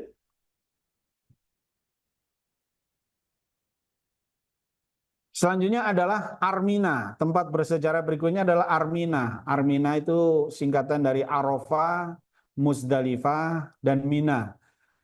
Ketiga tempat ini menjadi lokasi penting untuk pelaksanaan ibadah haji. Arafah atau jamaah haji melaksanakan wukuf, kemudian Muzdalifah tempat haji mabit atau bermalam. Kemudian setelah wukuf mabit setelah wukuf di Arafah. Mina adalah tempat melaksanakan melempar jumroh. Ini Bapak Ibu jamaah sekalian, tiga tempat ini sangat-sangat banyak kefadolannya ketika dalam pelaksanaan ibadah haji. Kalau sekarang nggak ada fadilahnya, nggak ada keutamaannya kalau sekarang, karena bukan musim haji. Termasuk Arafah Bapak Ibu, ya, ketika Bapak Ibu melaksanakan ibadah haji, nanti insya Allah di manasik haji akan kami sampaikan lebih detail lagi keutamaannya, amalan-amalannya apa saja. Yang jelas Arafah, Muzdalifah, Mina ini keutamaannya berlaku kalau dalam pelaksanaan ibadah haji. Kalau tidak dalam pelaksanaan ibadah haji, keutamaannya tidak berlaku. Dan insya Allah Bapak Ibu nanti akan kami ajak ke sini ketika nanti menunaikan ibadah haji maupun ibadah umroh dengan judul City Tour biasanya. Diawali tadi Jabal Sur, Jabal Rahmah, kemudian ke sini. Lanjut.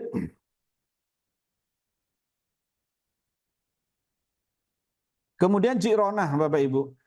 Ji'ronah adalah salah satu tempat mikot umroh yang ditetapkan oleh Rasulullah. Disinilah Rasulullah pernah bermikot. Bermikot itu berarti memulai start ibadah umroh setelah kembali dari perang Hunain. Ini juga diabadikan di dalam Al-Quran surat Al-Anfal dan surat At-Taubah. Al-Anfal 15-16, At-Taubah ayat 25-26. Dalam hadis diterangkan ketika Rasulullah menaklukkan kota Mekah atau disebut dengan Fathu Mekah.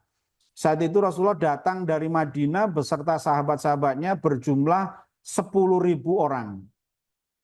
Kemudian sebelum kedatangan Rasulullah, Rasulullah sudah menyebar pamflet pengumuman kepada orang-orang kafir Mekah, ya, bahwa orang Islam atau Rasulullah akan menaklukkan kota Mekah. Siapa saja yang ingin selamat supaya masuk masjid. Laki-laki yang ingin selamat supaya masuk masjid. Kemudian yang ingin selamat lagi supaya dapat jaminan dari orang-orang Islam. Barangkali orang-orang Islam yang di Madinah punya keluarga orang kafir di Mekah. Nah, yang keluarga kafir di Mekah yang ingin selamat supaya minta jaminan kepada orang Islam yang di Madinah. Tentunya ketika orang Islam datang ke situ, ke Mekah.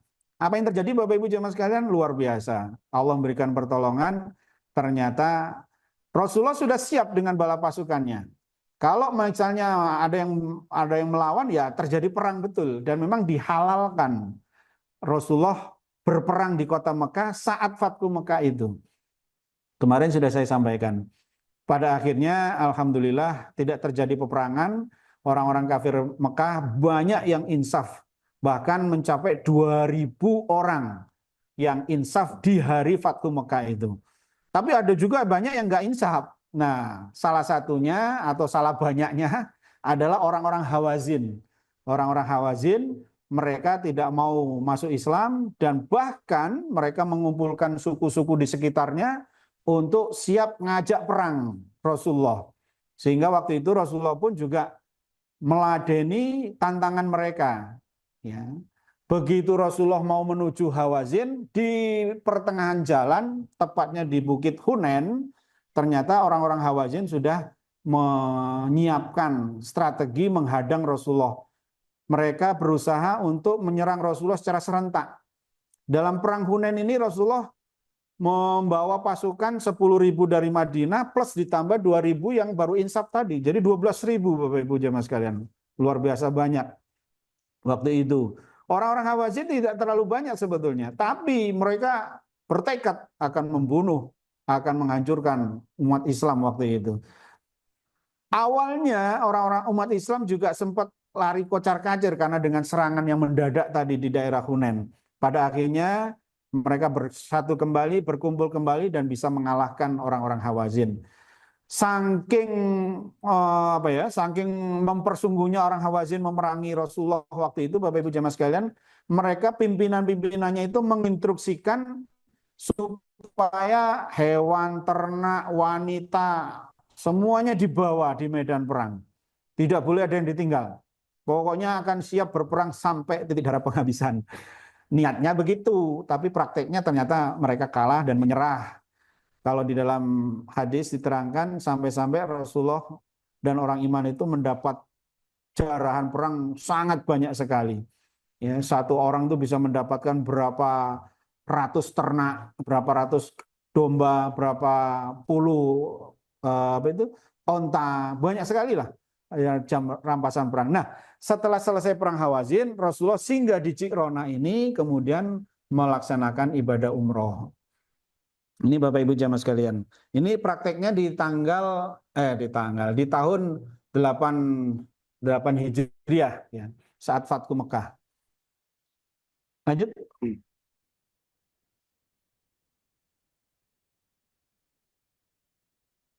Selanjutnya Masjid Aisyah atau Masjid Tan'im, tempat mikot umroh. Tempat bersejarah yang berikutnya adalah Masjid Tan'im. Bapak Ibu jemaah sekalian, masjid ini dikenal sebagai Masjid Aisyah. Dinamakan Masjid Aisyah karena disinilah Aisyah radhiyallahu anha, istri Rasulullah SAW, mengambil mikot untuk umroh. Bapak Ibu, ini ada kisah atau cerita di dalam riwayat hadis bahwa saat Rasulullah datang menunaikan ibadah haji wada, ternyata Aisyah dalam perjalanan mengalami haid. Ya, sehingga Aisyah belum bisa melaksanakan tawaf di Baitullah, belum bisa melaksanakan umroh. Ya, sehingga Bapak Ibu jemaah sekalian, Aisyah diperintahkan oleh Rasulullah, kerjakanlah semua rangkaian ibadah haji, kecuali tawaf di Baitullah. Termasuk wukuf, semuanya sudah selesai, tinggal tawaf di Baitullah. Nah, akhirnya setelah selesai rangkaian ibadah haji, Rasulullah memerintahkan Aisyah untuk diantarkan ke Tan'im mengambil mikot umroh. Waktu itu ditemani oleh adiknya yang bernama Abdurrahman. Maka di sini disebut Masjid Aisyah. Lokasinya, nama daerahnya Tan'im, posisinya itu berada di luar Tanah Haram, kemudian jaraknya kurang lebih 10 kilo dari Masjidil Haram. Lanjut. Selanjutnya Hudaybiyah. Ini juga tempat mikot untuk umroh. Hudaybiyah adalah lokasi penting di mana perjanjian Hudaybiyah antara Rasulullah SAW dan kaum Quraisy ditandatangani pada tahun 628 Masehi atau tahun 6 Hijriah maksudnya. Selain sebagai tempat bersejarah, Hudaybiyah juga menjadi salah satu tempat mikot untuk umroh. Ini posisinya sama dengan Tan'im tadi Bapak Ibu, yaitu di luar Tanah Haram, tapi ini lebih jauh, kurang lebih 23 km dari dari Masjidil Haram. Kalau Tan'im tadi paling dekat yaitu 10 kilo. Next, lanjut.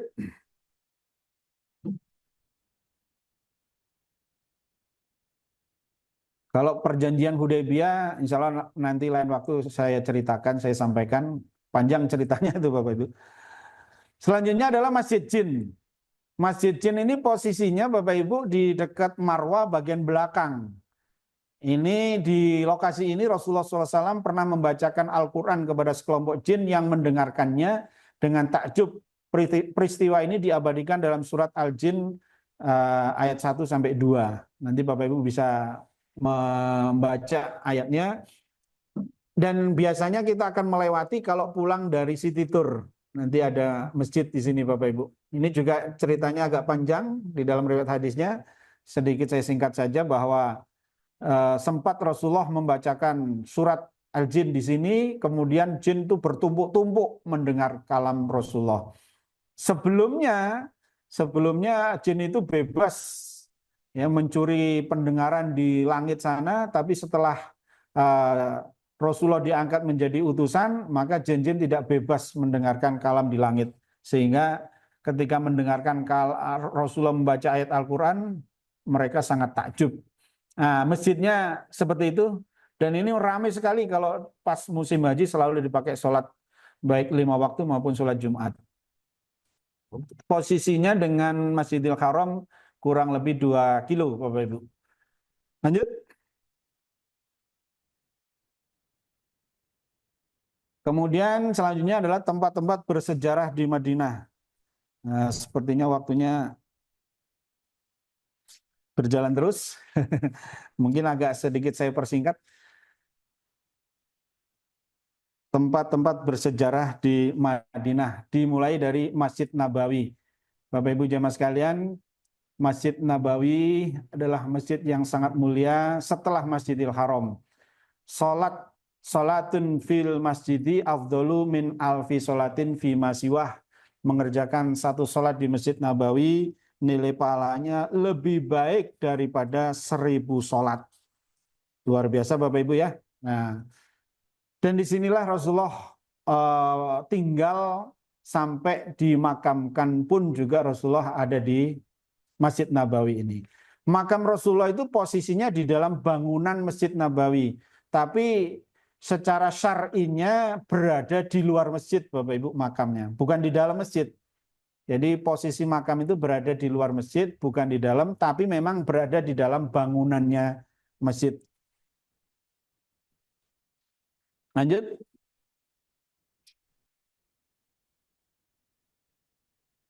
Kemudian Raudhah Bapak Ibu. Raudhah adalah tempat yang sangat mulia, berada di sebelah kanannya makam Rasulullah atau rumah Rasulullah, dan di antara mimbar yang biasa dipakai untuk Rasulullah ngimami sholat Jumat, khutbah Jumatan, maupun dipakai untuk nasihat. Di dalam hadis Rasulullah mengatakan, inna ma baina baiti wa mimbari raudhatun min riyadil jannah. Sesungguhnya apa-apa antara rumahku, kalau sekarang adalah makam Rasulullah, sampai mimbarnya itu adalah taman surga. Sehingga Bapak Ibu jamaah sekalian, ketika Bapak Ibu berdoa di sini, doanya sangat mustajab. Ketika Bapak Ibu beribadah di sini, maka doa ibadahnya sangat disukai oleh Allah. Maka yang terjadi ketika berada di sini Bapak Ibu, manfaatkan betul untuk berdoa kepada Allah, untuk membaca kalimat-kalimat thayyibah. Dan biasanya kalau Bapak Ibu sholat, itu nggak akan diusir oleh petugas. Ya, dulu kami sering memberikan trik, sujudlah yang lama, supaya nggak diusir oleh petugas. Sujud sambil berdoa, itu lebih bagus begitu. Daripada doa ngangkat tangan begini, biasanya oleh petugas, kalau sudah kelihatan agak lama gitu, ayo cepat gantian. Ya, seandainya mau agak lama, posisi sujud, nah itu dilamakan berdoa.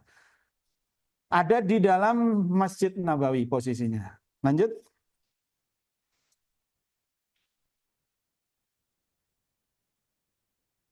Kemudian makam Rasulullah berada di dalam komplek Masjid Nabawi, tepat di bawah Kubah Hijau. Rasulullah SAW wafat pada tahun 11 Hijriah atau 3 bulan setelah pelaksanaan ibadah Haji Wada dalam usia 63 tahun. Bapak Ibu jamaah sekalian, inilah replika rumah yang dulu ditempati oleh Rasulullah. Betapa sederhananya Bapak Ibu jamaah sekalian ya. Rumahnya seperti itu Bapak Ibu, dan makamnya posisinya juga seperti itu. Ya, yang pertama adalah Rasulullah, kemudian Abu Bakar dan sahabatnya Umar bin Khattab. Lanjut. Tentang Rasulullah Bapak Ibu jamaah sekalian, di dalam hadis pernah disampaikan, man sholla alaiya sholatan wahidah sallallahu biha alaiha asroh. Barang siapa yang membaca sholawat kepadaku 1 kali, maka akan diberikan oleh Allah 10 kali lipat. Sholawat itu kan mendoakan rahmat dan salam. Berarti Allah memberikan rahmat 10 kali lipat, memberikan salam 10 kali lipat. Dan juga menjadi jaminan dari Rasulullah bagi orang-orang yang selalu bisa membaca sholawat, itu akan diberikan syafaat oleh Rasulullah nantinya. Kemudian tempat bersejarah yang berikutnya adalah Masjid Quba. Masjid Quba adalah masjid pertama yang dibangun oleh Rasulullah, oleh Nabi Muhammad setelah tiba di Madinah. Masjid ini memiliki keutamaan besar dan sering dijadikan tujuan umat Islam, melambangkan awal sejarah Islam di kota ini, kota Madinah. Rasulullah pernah bersabda, "Man kharaja ila hadal masjid, yakni Masjidil Quba, tsumma shalla fi kana ka'idlu umratin."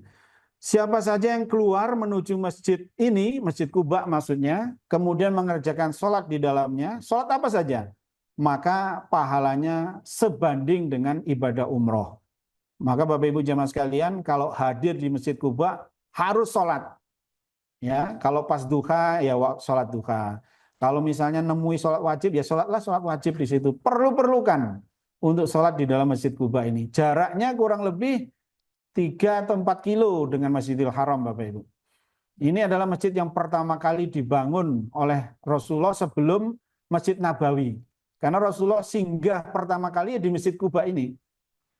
Kemudian Rasulullah bikin masjid di sini, nginep di sini, kemudian lanjut ke Masjid Nabawi. Barulah bikin masjid di Nabawi. Lanjut. Kemudian Jabal Uhud, Bapak Ibu jamaah sekalian. Jabal Uhud adalah lokasi perang Uhud yang terjadi pada tahun 3 Hijriah, 625 Masehi. Antara pasukan Muslim yang dipimpin Rasulullah SAW, waktu itu jumlahnya kurang lebih 700, kemudian melawan pasukan Quraisy, kafir Quraisy yang jumlahnya 3000. Dalam perang ini kaum muslimin sempat mengalami kekalahan akibat pasukan pemanah yang meninggalkan pos mereka. Karena pasukan pemanah itu 50 orang jumlahnya, diperintah untuk tinggal di Bukit Ainain namanya. Nanti Bapak Ibu kalau hadir ke sana saya tunjukkan bukitnya. Ternyata dia terpengaruh, ya, tidak mau jaga pos karena terpengaruh ingin membela kaum muslimin yang sedang berperang. Sebagian juga takut kalau nggak kebagian jarahan, sehingga bergabung. Ternyata itu menjadi strateginya kaum kafir Quraisy. Kemudian diserang dari belakang. Di sini Bapak Ibu jamaah sekalian, perang Uhud ini orang iman gugur sebagai syuhada sebanyak 70 orang. Bahkan jasad pamannya Rasulullah yang bernama Abbas, ya. Paman Rasulullah itu siapa? Jadi lupa. Hamzah, mohon maaf. Hamzah, ya. Hamzah bin Abdul Muthalib, paman yang sangat membela Rasulullah baik ketika perang perang Badar, kemudian ketika Rasulullah berada di Mekah sebelum hijrah ke Madinah, itu Hamzah orang yang membela Rasulullah. Nah, beliau gugur di perang Uhud ini sampai-sampai Bapak Ibu tidak dikenali. Jasadnya itu dipotong-potong oleh orang kafir Quraisy. Naudzubillah. Ya, tapi karena memang gugur sebagai syuhada, maka otomatis nanti menjadi pemimpinnya, ya, orang-orang yang mati syahid, Hamzah bin Abdul Muthalib, paman Rasulullah. Singkat cerita, perang Uhud ini orang iman kalah, ya. Kemudian nanti ini sebagai balasan orang-orang kafir karena kalah dalam perang Badar. Lanjut. Jarak dari Jabal Uhud ke Masjid Nabawi kurang lebih sekitar 6 kilo. Kemudian selanjutnya Masjid Qiblatain. Masjid Qiblatain adalah masjid yang terkenal karena perubahan arah kiblat dari Baitul Maqdis menuju ke Ka'bah. Tempat ini menjadi saksi peristiwa penting dalam sejarah Islam, melambangkan perubahan dan peneguhan keyakinan umat Islam. Masjid Qiblatain ini Bapak Ibu jamaah sekalian, ini juga diabadikan di dalam surat Al-Baqarah ayat 144. Kejadiannya ini adalah tahun 2 Hijriah. Berarti Rasulullah sholat menghadap ke Baitul Maqdis itu sejak usia berarti kemudian Rasulullah hijrah ke Madinah 13 tahun, berarti 15 tahun. 15 tahun setelah Rasulullah diangkat menjadi utusan, maka arah kiblatnya baru dipindah ke menuju Ka'bah yang tadinya ke arah Baitul Maqdis. Ini posisi Rasulullah sedang sholat zuhur Bapak Ibu waktu itu, dalam posisi sedang ruku, kemudian turun ayat surat Al-Baqarah ayat 144. Maka seketika Rasulullah pindah arah menuju ke arah Ka'bah.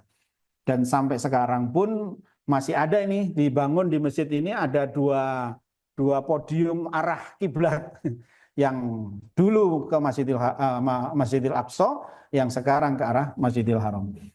Lanjut. Kemudian Masjid Fatah. Masjid ini adalah tempat Rasulullah SAW berdoa memohon kemenangan saat terjadi perang Khandaq atau perang Ahzab pada tahun 5 Hijriah 627 Masehi. Perang ini dinamakan Khandaq karena strategi penggalian parit yang diusulkan oleh Salman Al-Farisi untuk menghadang pasukan kafir Quraisy atau sekutunya. Jumlahnya waktu itu Bapak Ibu jemaah sekalian, orang-orang kafir Quraisy itu jumlahnya mencapai 10.000 orang. Orang iman jumlahnya 3.000. Dan orang iman merasa ini kalau dilayani perang terbuka di luar, ya prediksinya akan kalah. Maka Salman Al-Farisi mengusulkan gimana kalau kota Madinah itu dibuatin parit, galian, sehingga kalau kuda lompat itu nggak bisa, kalau kuda turun nggak bisa naik. Ya, kita bertahan aja di dalam. Sampai nanti ya mudah-mudahan mereka nyerah yang orang kafir. Jadi disebut perang Ahzab karena mereka adalah penggabungan beberapa suku dari kafir Quraisy sampai mencapai 10.000.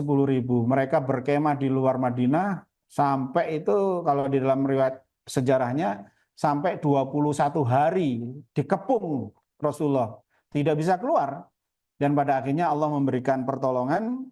Ya di waktu malam Rasulullah menghadap pasukan kafir sambil mengambil debu kemudian ditaburkan ke arah mereka sambil Rasulullah berdoa Allahumma munzilil kitab sari'ul hisab ihzimil ahzab Allahumma zimhum wa zalzilhum.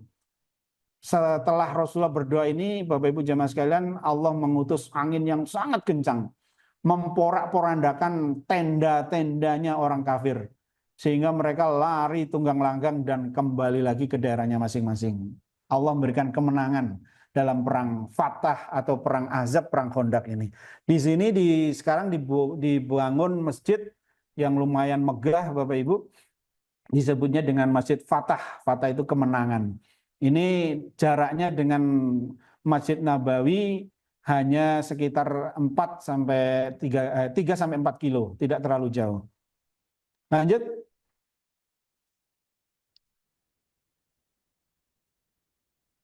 Selanjutnya Masjid Al-Gumamah. Tempat bersejarah berikutnya di Madinah adalah Masjid Al-Gumamah. Masjid ini disebut Masjid Gumamah yang berarti awan. Disinilah Rasulullah SAW pernah melaksanakan sholat istisqa, sholat minta hujan. Setelah beliau berdoa, awan datang membawa hujan yang menyuburkan tanah. Jadi ketika Rasulullah sholat, Bapak Ibu, Rasulullah ini ditutupi oleh mendung. Gumamah itu adalah awan, mendung. Ketika Rasulullah sholat istisqa ini dinaungi oleh mendung tersebut. Dan sekarang pun masih ada masjidnya. Juga Rasulullah pernah sholat Id di sini. Dulu daerah sini tanah lapang begitu saja Bapak Ibu. Tidak ada bangunan masjid. Nah sekarang didirikan sebuah masjid di situ. Tapi tidak dipakai untuk sholat. Itu sebagai simbol sejarah bahwa dulu Rasulullah pernah mengerjakan sholat istisqa, sholat id di tempat ini. Kalau sholatnya ya tetap ke Masjid Nabawi karena ini di samping pelataran Masjid Nabawi, lurusan pintu 6 Masjid Nabawi. Insya Allah dengan hotel yang biasa dipakai El Tura, hotel One Inn, ya One Inn itu insya Allah tidak terlalu jauh dengan masjid ini. Di depan masjid ini ada Masjid Abu Bakar As-Siddiq. Di depannya lagi ada Masjid Ali bin Abi Thalib. Jadi sahabat-sahabat Rasulullah dulu, sahabat-sahabat utama, rumahnya dulu ya di situ. Sekarang dijadikan masjid. Nah, ada Masjid Abu Bakar, berarti dulu rumahnya Abu Bakar ada di situ. Kemudian Masjid Ali juga dulu rumahnya Ali ada di situ. Lanjut. Kemudian taman atau Sakifah Bani Sa'idah. Taman itu kalau bahasa Arabnya ya Sakifah itu Bapak Ibu. Bani Sa'idah. Nah, anak turunnya Sa'idah. Sakifah Bani Sa'idah adalah tempat bersejarah di mana para sahabat berkumpul setelah wafatnya Rasulullah SAW untuk membahas pemilihan khalifah pertama pengganti Rasulullah. Disinilah Abu Bakar As-Siddiq radhiyallahu anha dipilih sebagai khalifah pertama setelah perdebatan yang penuh hikmah. Bapak Ibu jemaah sekalian, kisah pengangkatan Abu Bakar As-Siddiq menjadi khalifah yang pertama ini diawali dengan perdebatan yang lumayan panas waktu itu. Di dalam hadis Sahih Bukhari diceritakan panjang lebar. Orang-orang Ansor, mereka punya jagoan sendiri kalau sekarang mungkin ya. Punya orang-orang yang akan dipilih. Begitu pula orang-orang Muhajir pun juga sama. Punya jagoan sendiri untuk dipilih menjadi khalifah. Sehingga ada dua kubu waktu itu. Yang orang Ansor nggak mau milih Muhajir, yang orang Muhajir nggak mau milih Ansor. Padahal Abu Bakar, sahabat-sahabat yang utama Abu Bakar, Umar bin Khattab, beliau-beliau ini adalah orang Muhajir. Beliau-beliau ini kan orang Mekah. Hijrah ke Madinah berarti statusnya Muhajir. Sementara orang Muhajir sudah punya calon sendiri. Sehingga saat itu betul-betul genting. Dan apa yang terjadi Bapak Ibu atas ya rahmatnya Allah, Umar bin Khattab yang saat itu yang memang terkenal tegasnya kemudian keberaniannya, dia manggil Abu Bakar As-Siddiq, wahai Abu Bakar, ulurkan tanganmu. Jawaban Abu Bakar, kenapa? Ulurkan tanganmu. Ketika Abu Bakar mengulurkan tangannya, langsung disambar oleh Umar bin Khattab, diajak salaman. Bayak tuka. Wahai Abu Bakar, saya berbaiat padamu, saya berjanji padamu, saya setia padamu, saya sanggup taat padamu. Kamu adalah khalifah saya. Orang-orang Muhajir, orang Ansor yang tadinya punya jagoan, tiba-tiba langsung tengok kanan, tengok kiri. Akhirnya mereka ikut semuanya, Bapak Ibu jemaah sekalian. Ikut berjabat tangan kepada Abu Bakar As-Siddiq. Tapi memang sebelumnya Umar sudah menjelaskan, kenapa saya milih Abu Bakar. Abu Bakar orangnya begini, begini, begini. Dan ketika Rasulullah masih hidup pun, di saat mengimami sholat, kalau Rasulullah nggak ada, selalu menunjuk Abu Bakar. Ketika ada apa-apa, selalu menunjuk Abu Bakar. Jadi sudah ada indikasi bahwa Rasulullah nanti akan mengangkat Abu Bakar sebagai penggantinya. Maka saat itu diingatkan oleh Umar, dan disinilah di Sakifah Bani Sa'idah inilah terangkatnya Abu Bakar As-Siddiq sebagai khalifah pertama. Maka sampai sekarang pun kondisi dibiarkan seperti ini Bapak Ibu, dibuat taman sampai sekarang. Tidak dirubah oleh pemerintah Arab Saudi. Masih ada, tidak dibangun bangunan maksudnya. Tetap dijadikan taman. Karena memang dari dulu adalah disebutnya Sakifah atau Taman Bani Sa'idah. Itu sejarah, tempat bersejarah di Madinah. Kemudian yang terakhir, fakta menarik.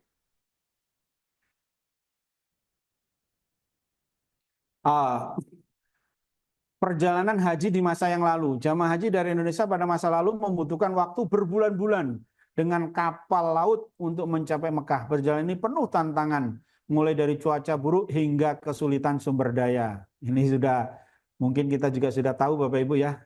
Jarak dari Indonesia ke Saudi itu kurang lebih 10.000 kilometer Bapak Ibu. Kurang lebih ya. Dan kalau ditempuh perjalanan nih sekitar paling cepatnya itu 8 jam. Kalau nggak muter-muter pesawatnya. Kemudian lanjut.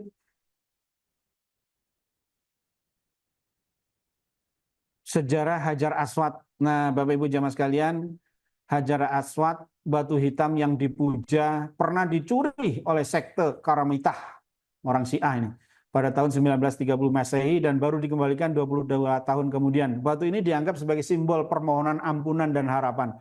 Dan memang ada fadilah khusus Bapak Ibu ketika bisa mengusap, mencium Hajar Aswad. Inna masahahuma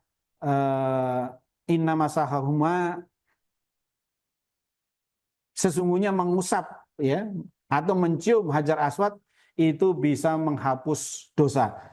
Di dalam hadis Rasulullah pernah mengatakan inna hajaril aswad yang zilu minal jannah wa huwa abyadu minal laban fasawadatu khotoyahu bani Adam. Hajar Aswad adalah batu yang sangat putih dari surga. Kemudian diturunkan ke dunia, kondisinya masih putih awalnya. Kenapa jadi hitam? Karena kotoran atau dosa-dosa anak Adam lah yang menempel di Hajar Aswad sehingga jadi hitam. Aslinya putih Bapak Ibu Hajar Aswad. Dan sebetulnya batunya yang di kecil-kecil itu Bapak Ibu. Coba bisa diklik itu. Yang pas titik-titik kecil. Nah, yang kecil-kecil itulah yang batu Hajar Aswadnya. Kalau yang besarnya kanan kiri itu bukan. Untuk menempelkan saja itu, untuk melindungi saja. Maka kalau mencium ya usahakan yang bagian tengah itu. Kalau mengusap juga yang bagian tengah. Fadilahnya, keutamanya dosa-dosa Bapak Ibu akan tertempel di situ. Dan ini menjadi sunnahnya ketika tawaf untuk mencium Hajar Aswad. Kalau mampu, setiap putaran. Kalau mampu, setiap putaran ada mencium Hajar Aswad. Tapi dengan kondisi yang sekarang mungkin agak sulit Bapak Ibu. Paling tidak ya di waktu-waktu longgar. Insya Allah nanti akan kami antar untuk mencium Hajar Aswad. Lanjut.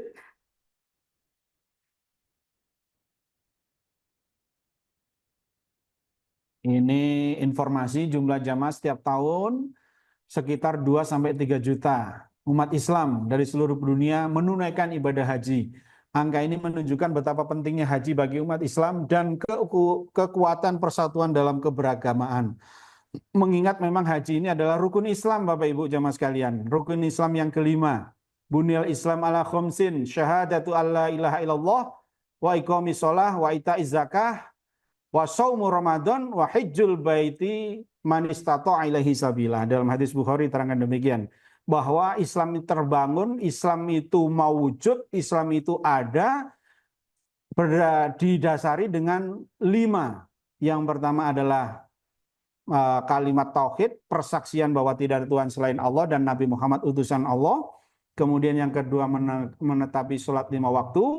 Yang ketiga mendatangkan zakat. Yang keempat puasa bulan Ramadan. Yang kelima haji ke Baitullah jika mampu. Maka kalau Bapak Ibu ingin sempurna Islamnya harus melaksanakan haji. Tentunya kalau mampu. Nah kemampuan inilah yang perlu kita cari Bapak Ibu ya. Dan alhamdulillah Eldura memfasilitasinya untuk Bapak Ibu bisa menunaikan rukun Islam yang kelima ini. Lanjut. Terima kasih Bapak Ibu jamaah sekalian sudah selesai materi yang kami sampaikan dengan tema sejarah ibadah haji dan tempat-tempat bersejarah yang ada di Mekah maupun yang ada di Madinah. Mudah-mudahan apa yang kami sampaikan ada manfaat dan barokahnya dan kami persilakan terakhir barangkali ada yang ingin bertanya sebelum nanti ditutup dengan doa. Mangga Mbak Dini. Baik, Bapak, di sini sudah ada pertanyaan. Tadi kan ada Taman Syakifah. Nah, itu tuh di sebelah mana ya? Jauh atau tidak dari Masjid Nabawi, Pak? Tidak jauh Bapak Ibu, itu pas posisi di pintu 7 atau pintu 8. Berarti posisinya sebelah kanannya masjid. Yang sekarang itu ada, kalau dulu itu ada Museum Asmaul Husna. Nah itu di bagian belakangnya sana. Tidak terlalu jauh, cukup jalan kaki mungkin sekitar 5 menit sudah nyampe Bapak Ibu.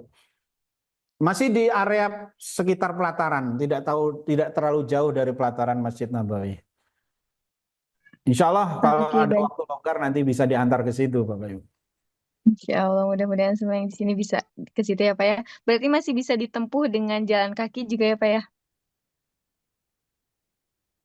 Baik, Bapak izin membacakan lagi, ada pertanyaan.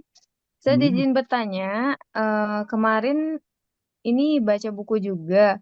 Terus eh, tempat di Mikot, tapi bahasanya kurang paham gitu sebelumnya. Karena berbeda. Boleh dijelaskan Tanim, Jiro'nah itu dibacanya itu Al-Juhfah, Quran al eh, ini tuh Quran al-Munazil Zatu Kornal. Ir, Oh, ya baik. bagaimana Pak? Kalau Tanim, Jirona, Hudaybiyah itu mikot untuk umroh, Bapak Ibu jemaah sekalian. Jadi ketika Bapak Ibu sudah berada di dalam tanah haram, ketika mau menunaikan ibadah umroh, maka disyariatkan keluar ke tanah halal. Nah, tanah halal untuk ambil mikot yang terdekat adalah tadi saya sampaikan Tanim. Itu 10 kilo dari Masjidil Haram. Kemudian ada lagi dari tadi ya Hudaybiyah 23 kilo. Ada lagi yang agak jauh yaitu Jirona. Jirona itu kurang lebih sekitar 45-an kilo atau 40 kilo 35 kurang lebih ya. 35 atau 45. Itu adalah mikot untuk pelaksanaan ibadah umroh, khususnya bagi orang-orang yang sudah berada di dalam tanah haram, disyariatkan untuk keluar ke tanah halal mengambil mikot di situ. Adapun yang Ibu tanyakan tentang Ju'fah, Kornal Manazil, Datu Irkin, ini adalah mikotnya orang yang berhaji. Dan itu memang sudah ditentukan oleh Rasulullah, mengingat orang yang berhaji itu datangnya dari segala penjuru dunia. Ya, termasuk dari penduduk Madinah itu ada dari Dzul Khulaifah. Kemudian kalau Ju'fah itu berarti dari daerah Mesir dan lain dan sekitarnya. Kemudian Kornal Manazil itu Najd berarti dari Riyadh dan sekitarnya sana. Kemudian Datu Irkin berarti penduduk negara Irak dan sekitarnya. Jadi untuk mikot haji memang sudah ada ketentuannya di situ.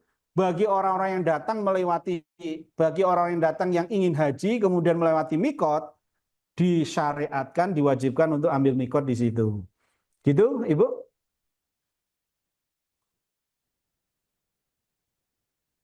Baik Pak, ada bertanya lagi di sini tuh. Ketika misalnya nih, kan rukun haji itu dalam rukun Islam yang terakhir. Nah, ketika kita sudah berangkat satu kali, misal ada rezeki itu mending untuk haji orang lain atau kita berangkat lagi.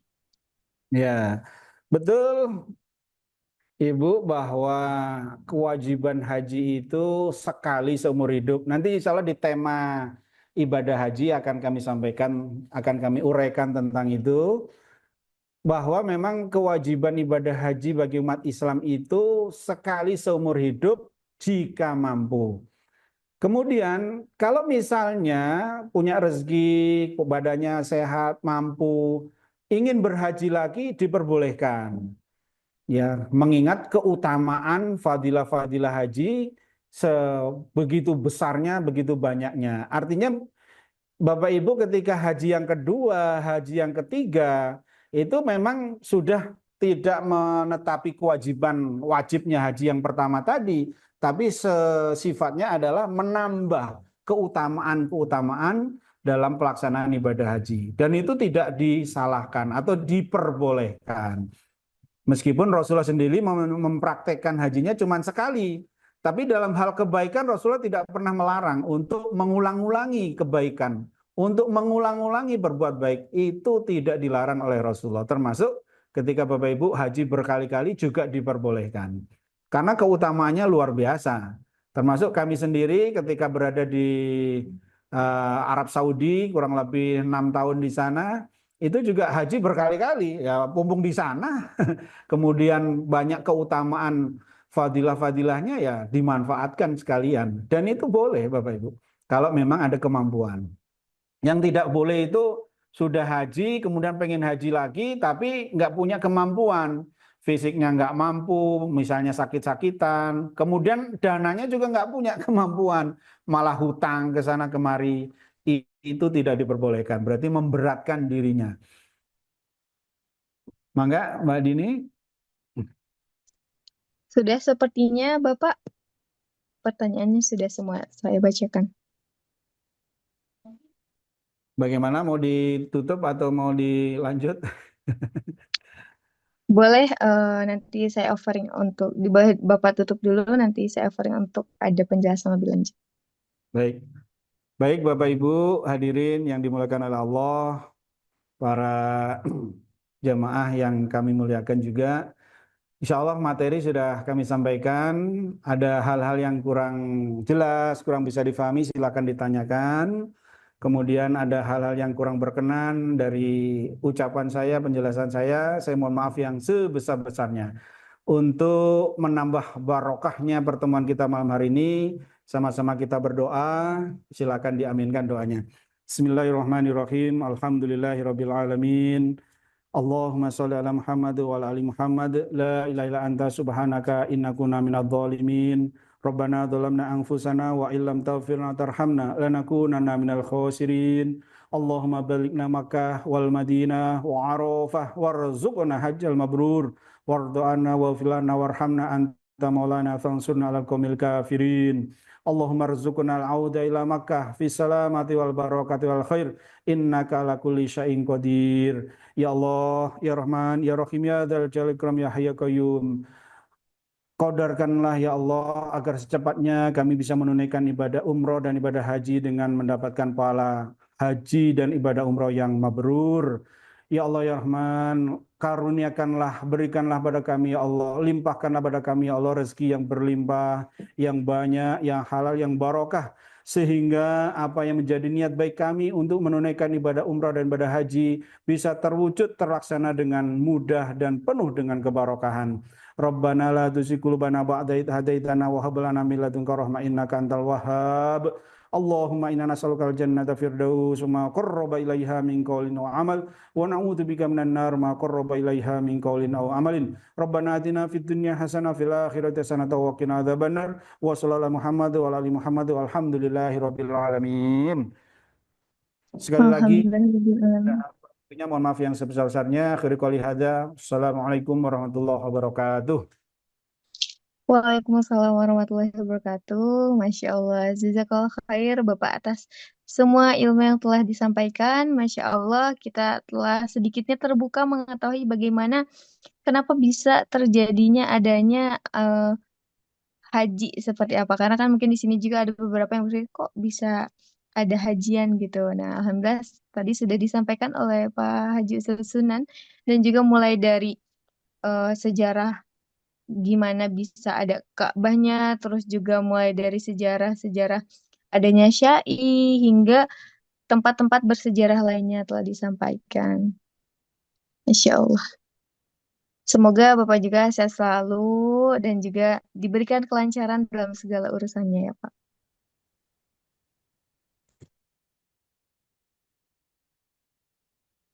Baik, nah untuk Bapak Ibu sekalian, kita tuh di program Haji Prioritas ini sangat terbuka sekali dan untuk umum. Jadi untuk Bapak Ibu sekalian bisa di-share-share juga ke kerabat, ke teman-teman lainnya.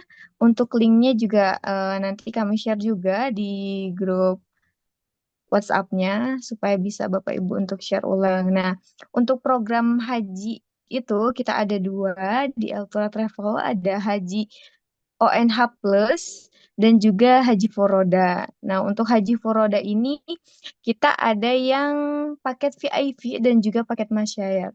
Paket VIP ini start from dari $24.000 dan untuk yang masyarnya itu 18.500. Nah, untuk kualifikasi atau untuk fasilitas lainnya, Bapak Ibu bisa langsung konsultasikan bersama saya langsung Japri, bisa juga nanti konsultasi bersama ownernya langsung bisa banget. Nah, untuk Haji ONH Plus dengan DP $5.000 ini tuh bisa ada program pembiayaannya loh. Nah, program pembiayaannya melalui Bank Mega Syariah dan bisa juga langsung dikonsultasikan bersama kami. Untuk Bapak Ibu yang pengen datang konsultasi langsung ke kantor juga bisa banget. Nanti ada di Bandung ya untuk kantor kita. Sementara ini baru ada di Bandung, yaitu di Jalan Sudirman nomor 657, Bandung Kulon. Baik, mungkin cukup sekian dari saya sebagai moderator di Nurul Khairina.